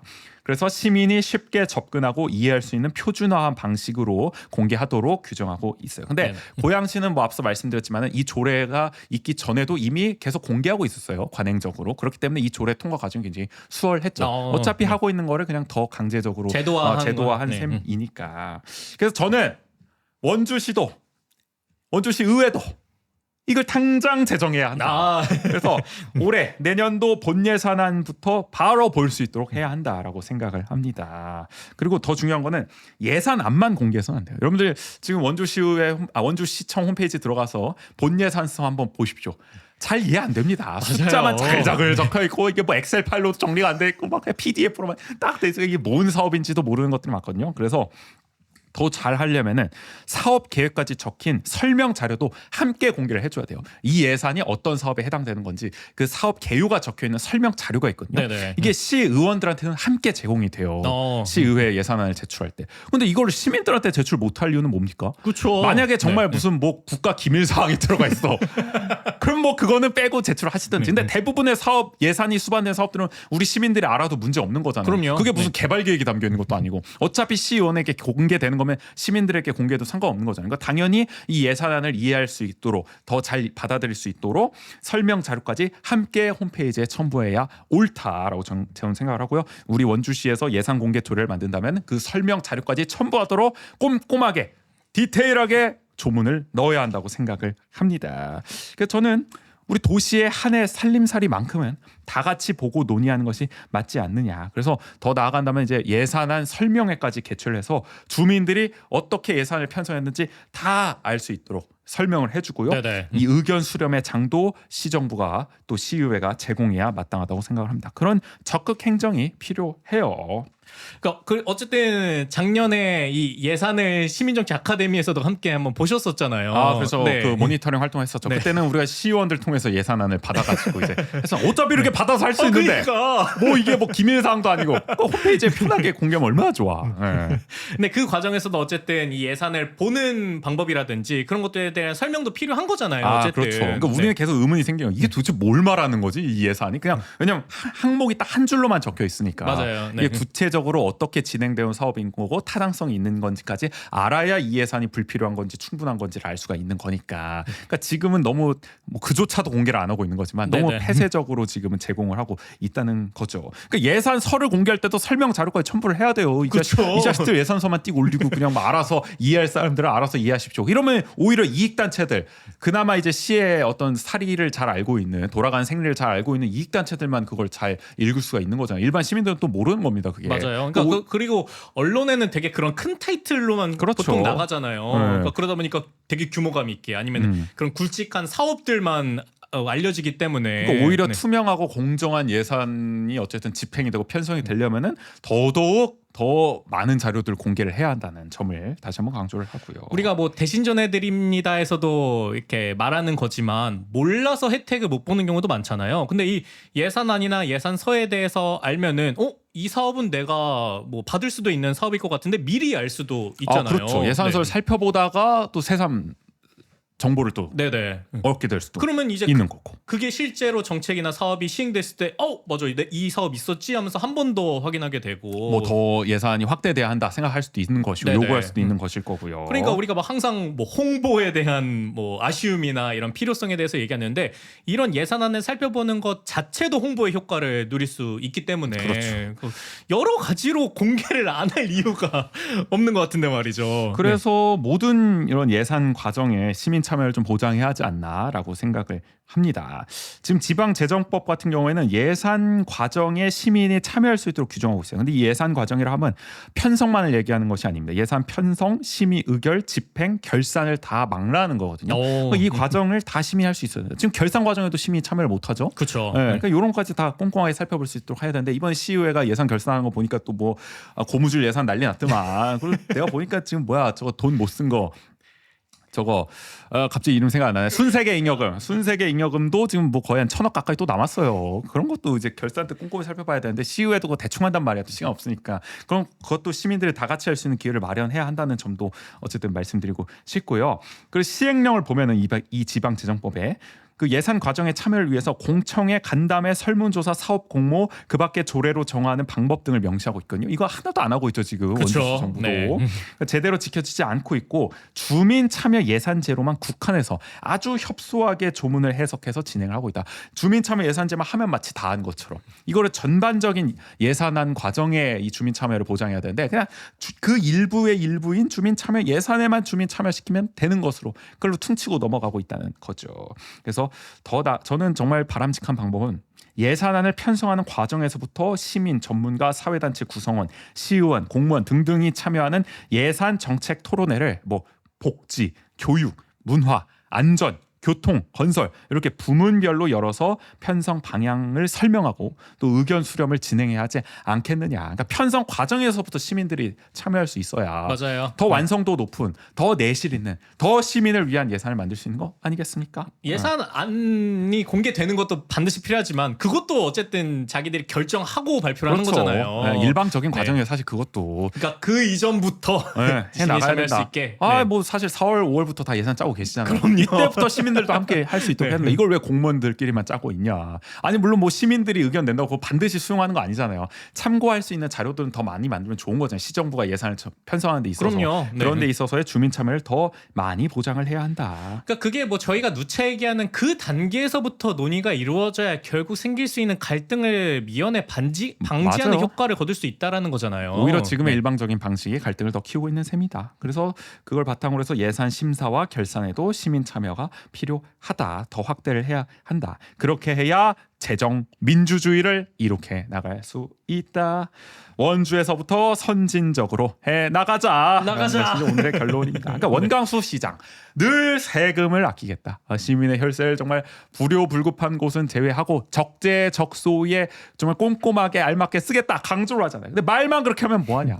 제도적 장치로 정말 의지를 보여줘야 하는 거 아니냐. 그쵸. 예산 과정에 시민들이 정말 전폭 이게 정말 전방위적으로 참여할 수 있도록 말이잖아요. 전방위적으로 참여할 수 있도록 해야 정말 연광수 시장이 말하는 그런 정말 예산 절감이 이루어지고 있는지 확인할 수 있는 거 아니겠습니까? 자신이 원하는 데만 투여하는 게 아니라 그렇죠. 네. 지금 그런 의심을 또 많이 사고 계시니까 정말 떳떳하다면은 예산안을 내가 정말 시민들을 위해서 쓰고 있다는 게 확실하다면은 이런 제도적 장치를 시정부 앞장서서 보장하세요. 그럼요. 만들어 주세요. 아니 정말 그 얘기하는 것처럼 시민을 위해서 그리고 시민이 원하는 예산이라면은 이렇게 오픈했을 때 시민들이 적극적으로 지지할 거 그렇죠. 아닙니까? 그리고 원광수 네. 시장이 정말 시민들을 위해서 예산을 잘 편성하고 있구나. 오히려 확인할 수 있는 그쵸. 원광수 시장을 더 칭찬해 줄 수 있는 오히려 그런 계기가 더 되겠죠. 명분과 힘을 그렇지. 얻는 이거 봐라. 그러니까 그러면서 시의회도 그거를 어필할 수 있는 거잖아요. 맞아요. 시민들이 이렇게나 원하고 있다. 그러니까 이 조례도 예산 공개 조례도 원광수 시정부가 오히려 이거 만들어야 된다. 그쵸. 제출해야 네. 된다라고 생각하는데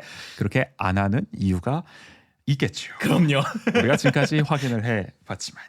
그러니까 원주시에도 반드시 예산 공개 조례가 제정됐으면 좋겠다. 오늘의 결론입니다. 네, 이렇게 이 결론을 네. 얘기하면서 오늘은 전국 조례 자랑에서 고양시 예산 공개 조례를 함께 살펴보았습니다.